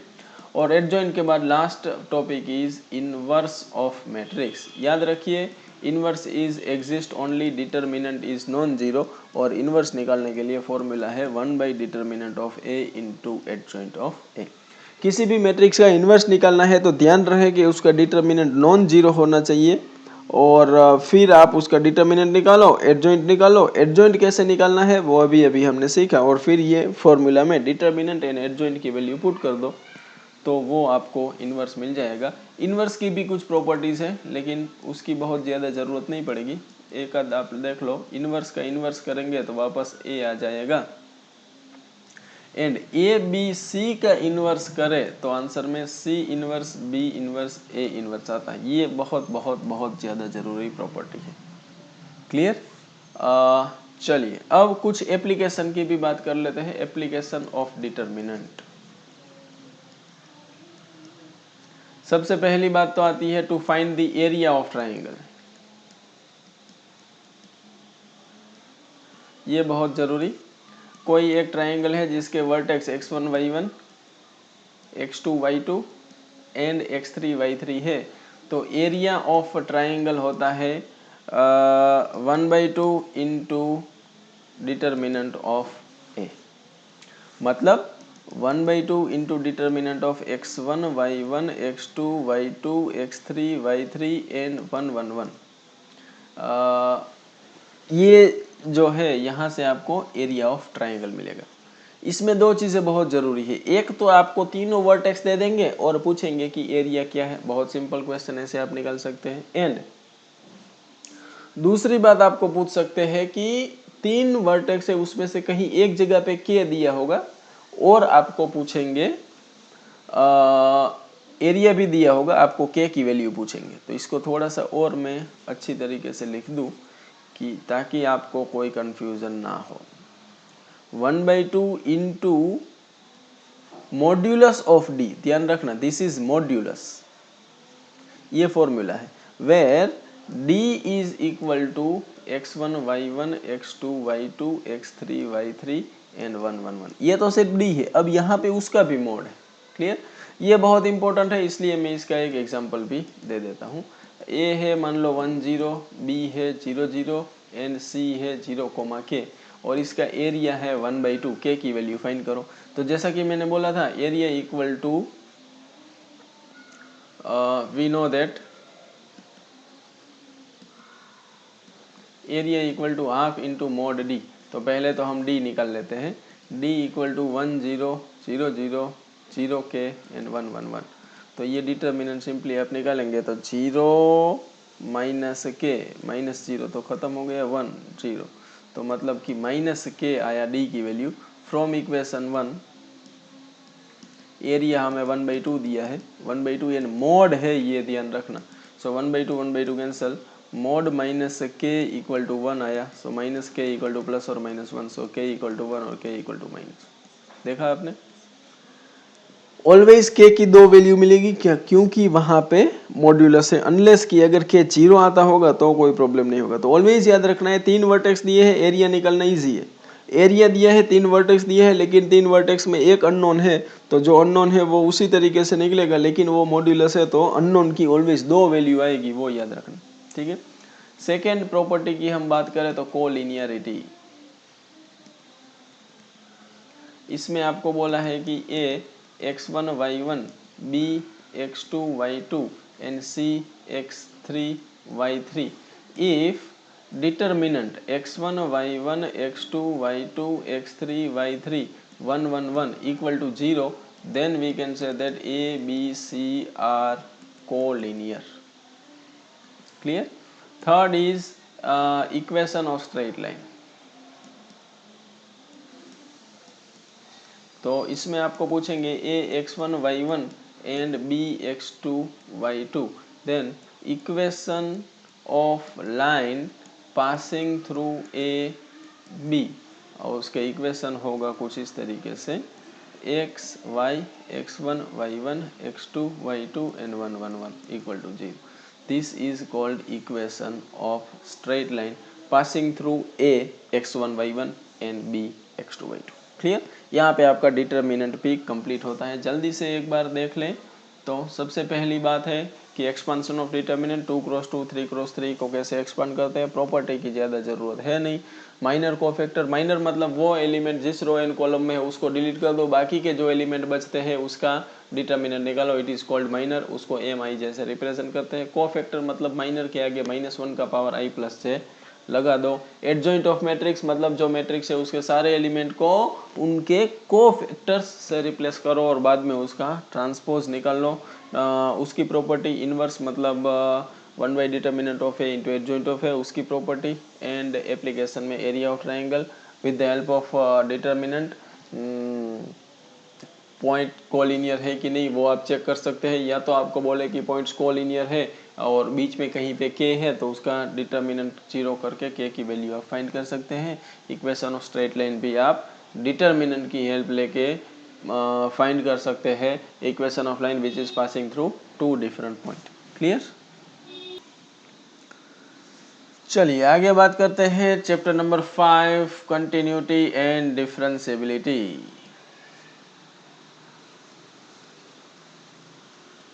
First topic is continuity. इसमें बहुत सिंपल है, left hand limit equal to right hand limit equal to functional value. ऐसा हो जाए तो फंक्शन कंटिन्यूअस है एट गिवन पॉइंट। बहुत सिंपल है, एक एग्जांपल देख लीजिए। कोई फंक्शन आपको दिया रहेगा ऐसा 1 minus cos 2x divide by x square for x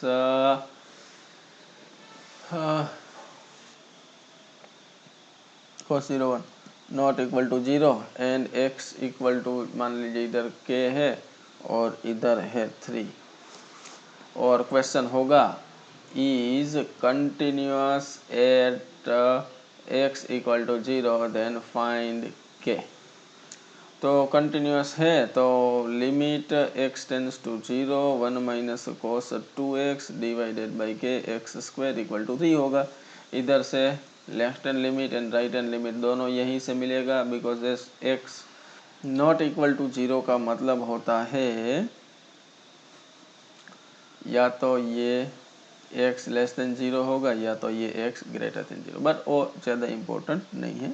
main चीज़ है ये कि आप लिमिट कैसे फाइंड करें। तो सबसे ज़रूरी इधर आप देखेंगे तो मैक्सिमम 0/0 फॉर्म ही होगा। लो पीरियड लगा दो, 1/k कॉन्स्टेंट है, न्यूमरेटर में 1 का डेरिवेटिव 0 माइनस cos 2x का plus sign 2x and 2x का डेरिवेटिव 2, और नीचे अपने पास x स्क्वायर का डेरिवेटिव 2x, ये 3 एज इट इज़ है।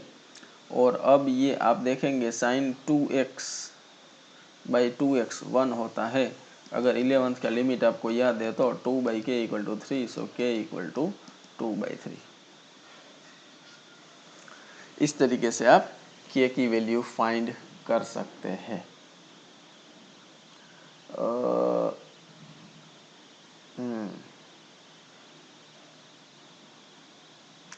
लेकिन मुझे 1 minus cos 2x by x square तो 1/2 होता है, तो 1/2 के तो k इक्वल टू 1/6 आना चाहिए। कुछ कैलकुलेशन मिस्टेक हो रहा है ऐसा मुझे लग रहा है। 1 का 0, कोस का माइनस, साइन 2x और 2x का 2, और नीचे k तो बाहर आ गया, ये 2x, sign 2x by 2x 1 हो जाएगा, तो 2/k equal to 3, so k 1/2।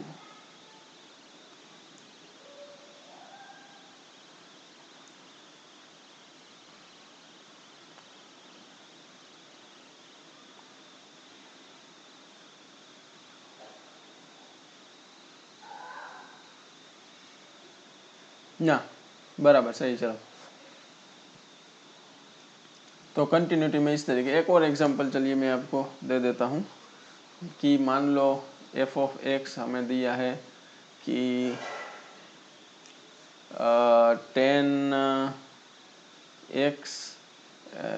10kx divide by x for x not equal to 0 and -2 for x equal to 0 is continuous at x equal to 0, then find k. तो again limit x tends to 0, 10 kx divided by x equal to -2। Again ये 0/0 form है तो L'Hôpital आप लगा देंगे बहुत easily.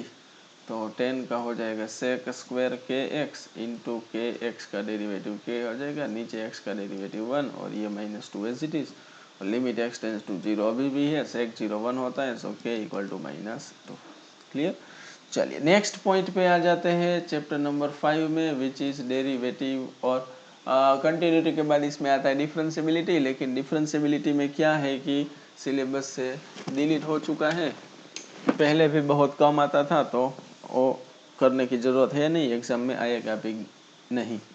Now derivative of composite function, बहुत simple आपको समझा दूँ कि डेरिवेटिव अगर आपको पूछे f of g of x का, तो ये होता है f dash g of x into g dash x. अगर कुछ भी समझ में नहीं आया है तो एग्जांपल देख लीजिए। मान लीजिए कोई पूछे derivative of sine x square, तो पहले आप साइन का डेरिवेटिव करेंगे, एक्स स्क्वायर को एज इट इज रखेंगे, फिर एक्स स्क्वायर का खत्म। एक और बात समझिए कि derivative of sine cube e raise to x, तो सबसे पहले पावर का derivative 3 sine square e raise to x, फिर पावर को भूल जाओ, अब साइन का derivative cos e power x, अब साइन को भी भूल जाओ, ई पावर एक्स का डेरिवेटिव ई पावर एक्स, और सबको मल्टीप्लाई करते जाना है। समझ गए। एक और बात समझिए, derivative of square root of 10x, तो सबसे पहले पावर में स्क्वायर रूट मतलब 1/2, उसका डेरिवेटिव 1/2 रूट 10x होता है, फिर स्क्वायर रूट को हटा दो, 10x का डेरिवेटिव सेक स्क्वायर एक्स, खत्म। क्लियर। और बेसिक डेरिवेटिव आपको सारे याद होंगे, नहीं याद है तो अभी जल्दी जल्दी से आप याद कर लो। ये एफ ऑफ एक्स है और ये एफ डैश एक्स है। कांस्टेंट का 0, एक्स पावर एन का n into x power n-1, e raise to x का derivative e raise to x, a raise to x का derivative a raise to x into log a, log x का derivative 1/x, power में 10 होना sorry e होना चाहिए तभी, sine x का derivative cos x का derivative minus sine x 10x sec square x cot x minus cosec square x sec x into 10x cosec x minus cosec x into cot x. ये सारे basic derivatives हैं। ठीक है, कुछ working rules भी हैं।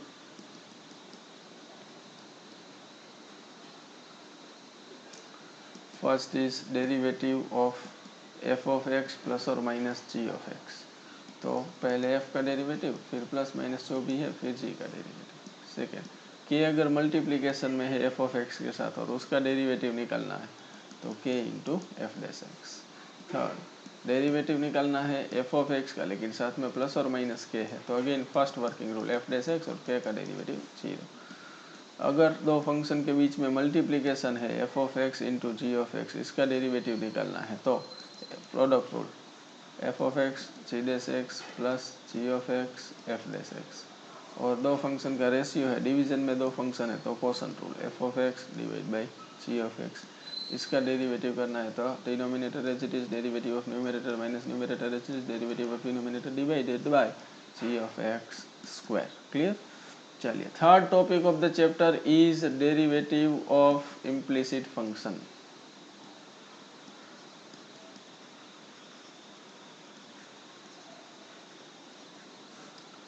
और इम्प्लिसिट फंक्शन मतलब क्या होता है, मान लो कि कोई आपको x square plus y square equal to r square, जिसमें एक्स वाई दोनों होता है और जिसको जनरली अलग भी नहीं कर सकते, तो आपको क्या करना है, डिफ्रेंशिएट कर देना है सीधा with respect to x. X square का 2x, वाई स्क्वायर का 2y, फिर y का derivative d y by d x equal to r square constant, फिर d y by d x को सब्जेक्ट बना लेना है, तो -2x divide by 2y equal to -x by y. एक और एग्जाम्पल देखिए, sine x plus cos x equal to sine x plus cos y equal to 5। तो साइन एक्स का derivative cos x plus cos x का derivative minus sine y, y का derivative d y by d x equal to 0। So d y by d x equal to minus cos x divided by minus sine y, मतलब कि cos x divide by sine y. और ये ten नहीं होता, याद रखना, cos x में है, साइन वाई में है, ठीक है। लास्ट एक एग्जांपल दे देता हूँ, x y plus sine x equal to 3। तो इधर प्रोडक्ट रूल लगाना पड़ेगा, एक्स वाई का derivative d y by d x plus y is it is x का डेरिवेटिव 1 साइन एक्स का cos x equal to 0। So d y by d x equal to minus cos x minus y divided by. इसका एक short trick भी है, वो बाकी के जो 2 वीडियोस है NCERT revision part 1 and part 2 last year के 2 वीडियो, उसमें डिटेल में डिस्कशन किया है, अभी के लिए उसकी कोई ज़रूरत है नहीं। फर्स्ट टॉपिक हमने देखा continuity, derivative of composite function, derivative of implicit function. Fourth one is derivative of ITF.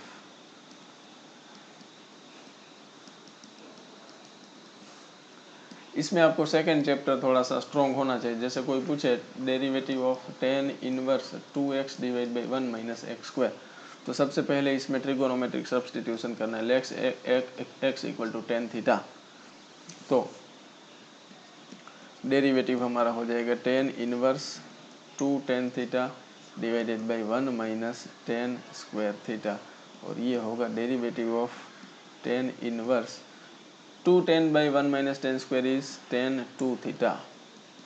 अब टेन इनवर्स टेन कट हो जाएगा, तो d by d x of 2 theta, 2 constant है, d by d x of, अगर x tan theta है तो theta is tan inverse x, और tan inverse x का डेरिवेटिव होता है 1 बाई 1 प्लस एक्स स्क्वायर, और इसका डेरिवेटिव जो है वो ऐसा होगा।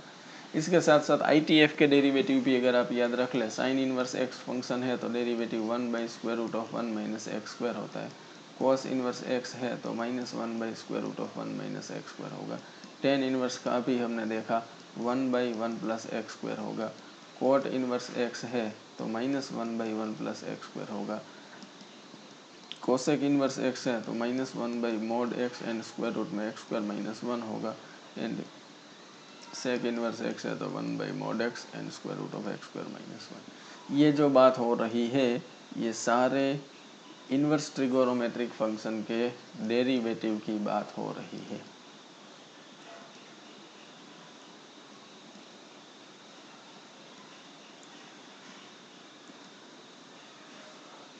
क्लियर? उसके बाद 5th नंबर पे आएगा डेरिवेटिव ऑफ पैरामेट्रिक फंक्शन। इसमें आपके पास क्वेश्चंस ऐसे आएंगे कि x equal to 80 square, y equal to 280 and find d y by d x. तो आपको क्या करना है,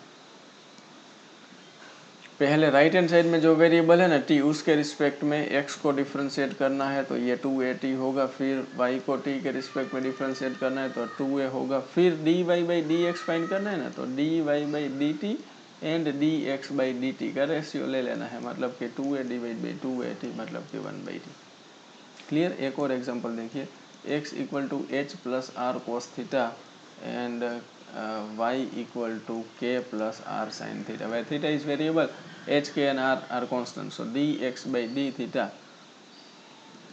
0 प्लस r cos का minus sine theta and dy by d theta equal to 0 plus r cos theta. हमें चाहिए dy by dx, जैसा कि मैंने बोला it is dy by d theta divided by d x by d theta. D y by d theta is r cos theta और ये है minus r sine theta, so answer is minus cot theta. D y by d x is minus cot theta. Clear? उसके बाद last topic आता है second derivative. तो ये भी बहुत सिंपल है। मान लो कोई आपको पूछे कि y equal to log x है और आप y डबल डैश फाइंड करो, या फिर इसको बोल सकते हैं d2y by d x two find करो, तो इसका मतलब सेकंड डेरिवेटिव। तो पहले फर्स्ट डेरिवेटिव करना है, log x का डेरिवेटिव 1 बाई एक्स, उसके बाद सेकेंड डेरिवेटिव करना है minus 1 by x square.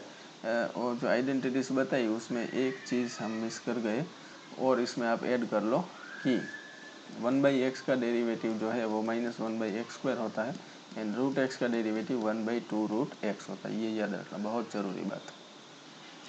Clear. चलिए एक और एग्जांपल देखिए। मान लो किसी ने बोला कि y equal to a cos theta and x equal to b sin theta है, और सेकंड, ये बहुत इंपॉर्टेंट, सेकंड डेरिवेटिव पूछे तो बहुत सिंपल, पहले तो पैरामेट्रिक है dy/dx, फर्स्ट डेरिवेटिव तो फाइंड करना पड़ेगा। उसके लिए dy/d थीटा है वो -a sin थीटा हो जाएगा, और dx/d थीटा है वो b cos थीटा हो जाएगा।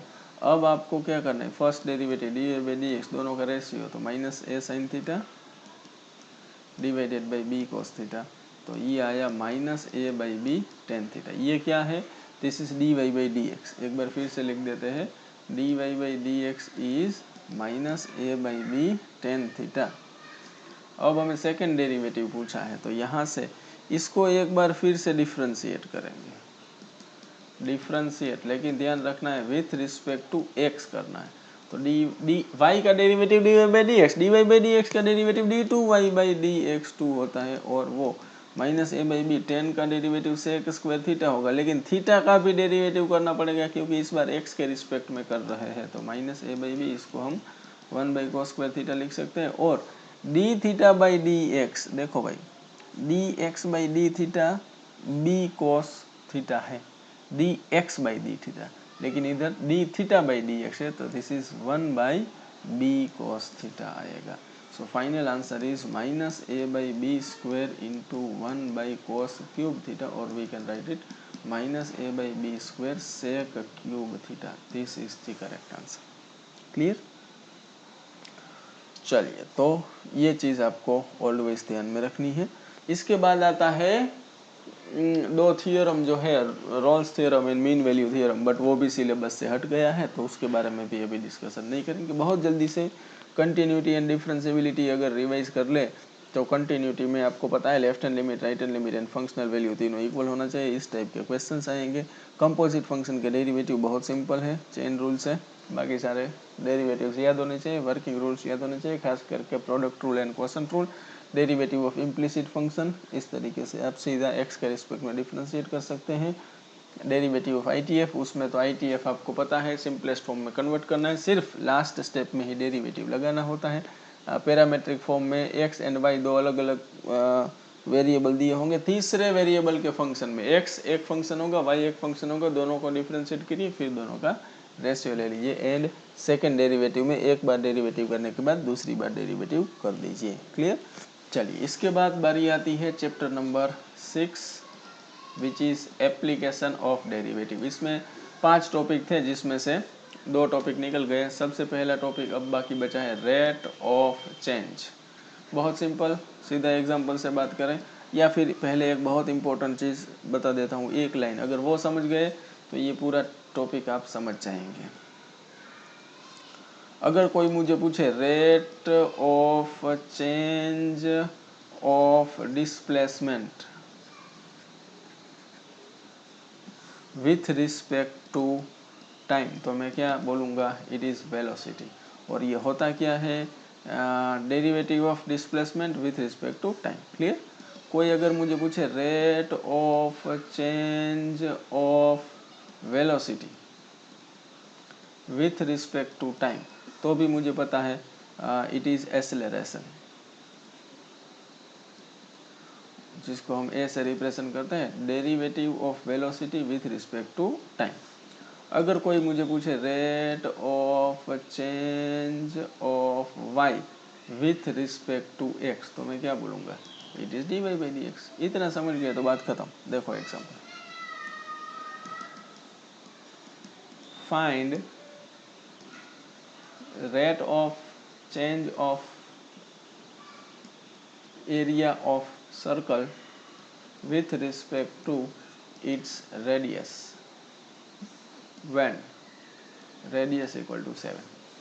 तो एरिया ऑफ सर्कल πr², हमें पूछा है रेट ऑफ चेंज मतलब डेरिवेटिव किसका, एरिया का, किसके रिस्पेक्ट में, r के रिस्पेक्ट में, पाई कॉन्स्टेंट r² कट हुआ, और हमें बोला है कि जब इसका रेडियस 7 सेंटीमीटर हो तब, तो ये 7 मतलब कि 14 pi centimeter square by centimeter, or we can say that 22 by 7, 7 2s are 44 centimeter square by centimeter, या ओनली सेंटीमीटर भी लिख सकते हैं।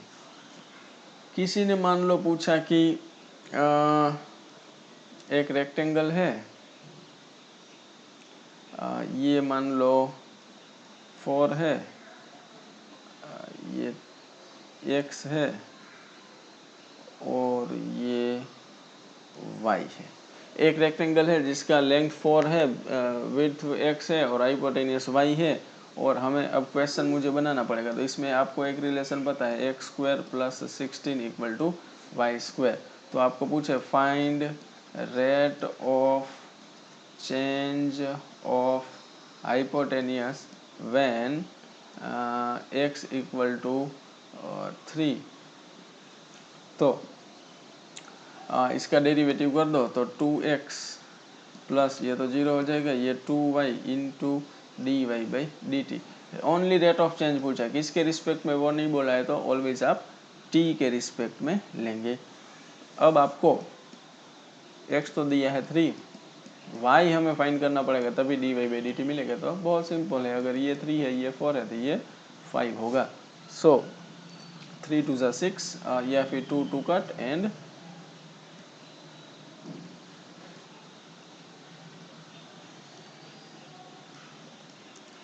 3/5, this is d y by d t. और इसका जो रेशियो मतलब यूनिट है वो आएगा सेंटीमीटर पर सेकेंड। क्लियर, बहुत ही सिंपल। चलिए, उसके बाद सेकेंड टॉपिक चैप्टर में आएगा इंक्रीजिंग एंड डिक्रीजिंग।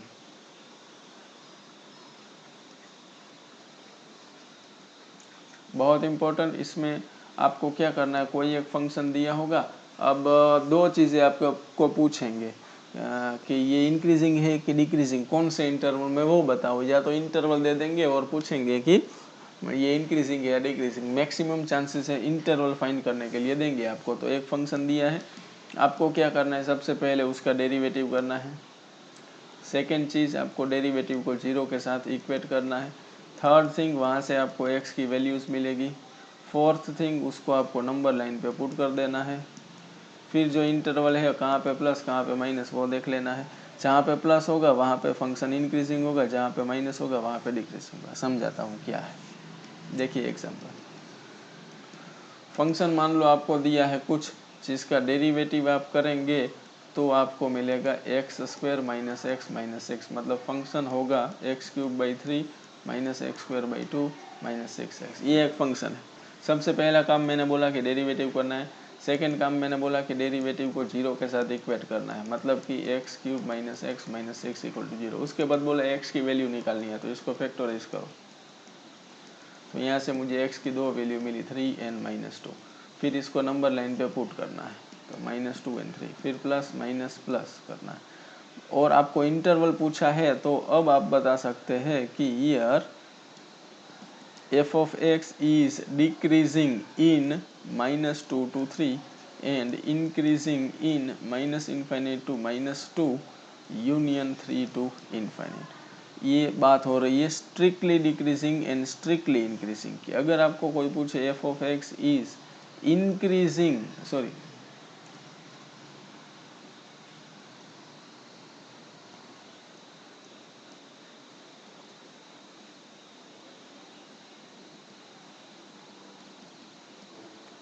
डिक्रीजिंग तो -2 to 3 एंड इंक्रीजिंग तो -infinite to -2 union 3 to infinite। बहुत इंपॉर्टेंट चीज बता रहा हूँ। अगर स्ट्रिक्टली इंक्रीजिंग पूछे तो ब्रैकेट ओपन आएगा, ओनली डिक्रीजिंग या इंक्रीजिंग पूछे तो ब्रैकेट क्लोज आएंगे। इनफाइनाइट एंड माइनस इनफाइनाइट पे ऑलवेज ओपन ब्रैकेट ही आते हैं। क्लियर। या फिर मान लो कोई इस तरीके का क्वेश्चन पूछे कि सो that sine x is increasing in 0 to pi.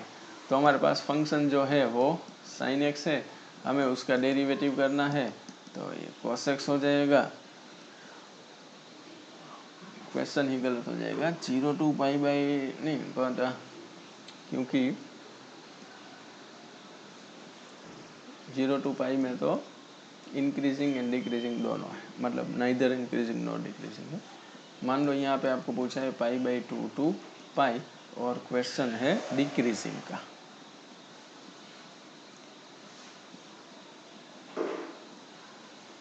So that sine x is decreasing in π/2 to pi, तो डेरिवेटिव किया। अब हमें पता है कि x is belongs to π/2 to pi, और π/2 टू पाई में अगर है तो cos x सेकेंड क्वाड्रेंट में नेगेटिव होगा, मतलब f डैश x नेगेटिव होगा। f dash x is negative then f of x is decreasing function. Always याद रखना है कि if f of x is greater than, sorry, f dash x is greater than 0, then f of x is strictly increasing. If f dash x is less than 0, then f of x is strictly decreasing. If f dash x is greater or equal 0, then f of x is increasing. If f dash x is less or equal 0, then f of x is decreasing. याद रखना, greater than 0 है तो strictly increasing, less than 0 है तो strictly decreasing, greater और equal 0 है तो increasing, less और इक्वल 0 है तो डिक्रीजिंग। क्लियर हो रही है बात? चलिए थर्ड पॉइंट पे बात करें and last point which is maxima and minima. इसमें आपको चार चीजें पूछ सकते हैं, minimum value, maximum value, point of minima, point of maxima. बहुत सिंपल बात है, आपको क्या करना है,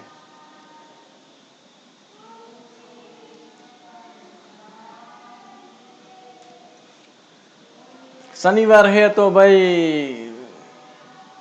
हनुमान चालीसा का पाठ शुरू हो गया है, तो मैक्सिमा मिनिमा पढ़ते पढ़ते थोड़ा सा हनुमान जी को भी प्रसन्न कर लेते हैं, ताकि क्या है कि एग्जाम में हमारे नॉलेज के साथ साथ हनुमान जी का पावर भी आ जाए, तो क्या बात बन जाए।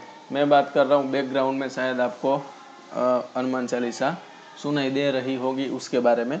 चलिए तो बात करते हैं, y equal to f of x आपको दिया होगा। आपका काम है कि सबसे पहले डेरिवेटिव करें, फिर उसके बाद डेरिवेटिव इक्वल टू 0 करें, फिर आपको x की कुछ वैल्यूज यहाँ से मिल सकती है, मान लो 2 वैल्यू मिली, फिर आपको सेकेंड डेरिवेटिव करना है, फिर आपको सेकेंड डेरिवेटिव में वो वैल्यूज पुट करनी है। अब ध्यान से सुनना, सेकेंड डेरिवेटिव में x1 पुट करने से अगर लेस देन 0 आ रहा है, then x equal to x1 is point of maxima, and मान लो ये ग्रेटर देन 0 है तो x equal to x2 is point of minima. उल्टा है देखना, ग्रेटर देन 0 पे पॉइंट ऑफ मिनिमा, और x इक्वल टू x1 अगर पॉइंट ऑफ मैक्सिमा है तो f of x1 is maximum value, and x equal to x2 is point of minima, then f of x2 is minimum value. बहुत simple. चलिए example से समझने की try करते हैं। एक फंक्शन दिया है, उसका डेरिवेटिव मैंने किया तो x square plus 5x plus 6 मिला, मतलब कि फंक्शन होगा x cube by 3 plus 5x square by 2 plus 6x। First step derivative, second step derivative equal to 0 किया, मतलब कि x square plus 5x plus 6 equal to 0, मतलब कि x plus 3 x plus 2 equal to 0। X की दो value मिली, x equal to -3 x equal to -2। फिर मैंने डबल डेरिवेटिव किया तो मुझे मिला 2x प्लस 5। फिर मैंने डबल डेरिवेटिव में -2 रखा, डबल डेरिवेटिव -3 रखा, तो 2 टू ज़ा -4 प्लस 1 एंड -3 टू ज़ा 6, -3 टू ज़ा -6 प्लस 5 -1 ग्रेटर देन 0, मतलब कि x equal to -2 is point of minima, and x equal to -3 is point of this is less than 0, so point of maxima। याद रखना ये 1 एंड -1 कुछ काम का नहीं है, ये बहुत ज़रूरी बात है, पॉइंट ऑफ मिनिमा मैक्सिमा। फिर फंक्शन में वो दोनों वैल्यू को रख देना है, फंक्शन में रखना है। यहाँ से जो मिलेगा वो होगी मिनिमम वैल्यू। कितनी होगी? -2 का क्यूब बाई 3 प्लस 5 -2 का square by 2 plus 6 into -2, this is minimum value. And -3 रखेंगे तो -3 का क्यूब बाई 3 प्लस 5 -3 का square by 2 plus 6 into -3, calculate करने से जो मिलेगा वो इस फंक्शन की मैक्सिमम वैल्यू होगी। क्लियर? चलिए एक बार जल्दी से हम रिवाइज कर ले तो application of derivative first chapter मतलब first topic is rate of change, जिसमें हमारे पास दो फिजिकल क्वांटिटीज होती है, हम एक फिजिकल क्वांटिटी का रेट ऑफ चेंज दूसरी फिजिकल क्वांटिटी के रिस्पेक्ट में निकालते हैं, या फिर कई बार सिर्फ रेट ऑफ चेंज पूछा है तो आपको समझना है कि हमें रेट ऑफ चेंज निकालना है with respect to time. Clear. फिर इंक्रीजिंग एंड डिक्रीजिंग, एक फंक्शन दिया होगा, आपको डेरिवेटिव करना है, जीरो के साथ इक्वेट करना है, एक्स की वैल्यू फाइंड करनी है, नंबर लाइन पे वैल्यू पुट करनी है, और फिर इंटरवल फाइंड करना है, जहाँ पे डेरिवेटिव पॉजिटिव है वहाँ पे फंक्शन इंक्रीजिंग होगा, जहाँ पे डेरिवेटिव नेगेटिव है वहाँ पे फंक्शन डिक्रीजिंग होगा। मैक्सिमम मिनिमा, अगेन एक फंक्शन दिया होगा, आपको डेरिवेटिव करना है, जीरो के साथ इक्वेट करना है, एक्स की वैल्यू निकालनी है, डबल डेरिवेटिव करना है, डबल डेरिवेटिव में वो वैल्यू पुट करनी है, अगर डबल डेरिवेटिव में वैल्यू पुट करने के बाद नेगेटिव आया देन वो पॉइंट ऑफ मैक्सिमा होगा, डबल डेरिवेटिव किसी पॉइंट पे ग्रेटर देन जीरो आता है तो वो पॉइंट ऑफ मिनिमा होगा। वही value point of minima function में रखने से जो मिलता है वो मिनिमम वैल्यू होती है, पॉइंट ऑफ मैक्सिमा फंक्शन में रखने से जो वैल्यू मिलती है वो मैक्सिमम वैल्यू होती है। क्लियर। चलिए यहाँ पे आपका पार्ट 1 कंप्लीट होता है। चलिए तो दोस्तों यहाँ पे मुझे लगता है कि आज का जो वीडियो है वो हम यहाँ पे रख देते हैं। पार्ट 1 यहाँ पे कंप्लीट हो गया है, इसके बाद तुरंत पार्ट 2 भी मैं रिकॉर्डिंग करके अपलोड कर दूंगा, सो डोंट वरी। पहले आप ये आराम से पूरा वीडियो देख लीजिए, एंड इस वीडियो के डिस्क्रिप्शन में जब पार्ट 2 का वीडियो अपलोड हो जाएगा उसके बाद उसका लिंक भी आ जाएगा, या फिर इसीलिए आपको अवेलेबल करवा दिया जाएगा। सबसे इम्पोर्टेंट चीज़ अगर कुछ है तो वो ये कि इसको अगर आप ध्यान से प्रैक्टिस कर लेंगे, उसके साथ साथ बार बार मैं बता रहा हूँ NCERT part 1 and part 2 last year का वीडियो है वो ज़रूर देखें। मिलते हैं बहुत जल्दी से पार्ट 2 के वीडियो के साथ, तब तक के लिए bye bye and good night.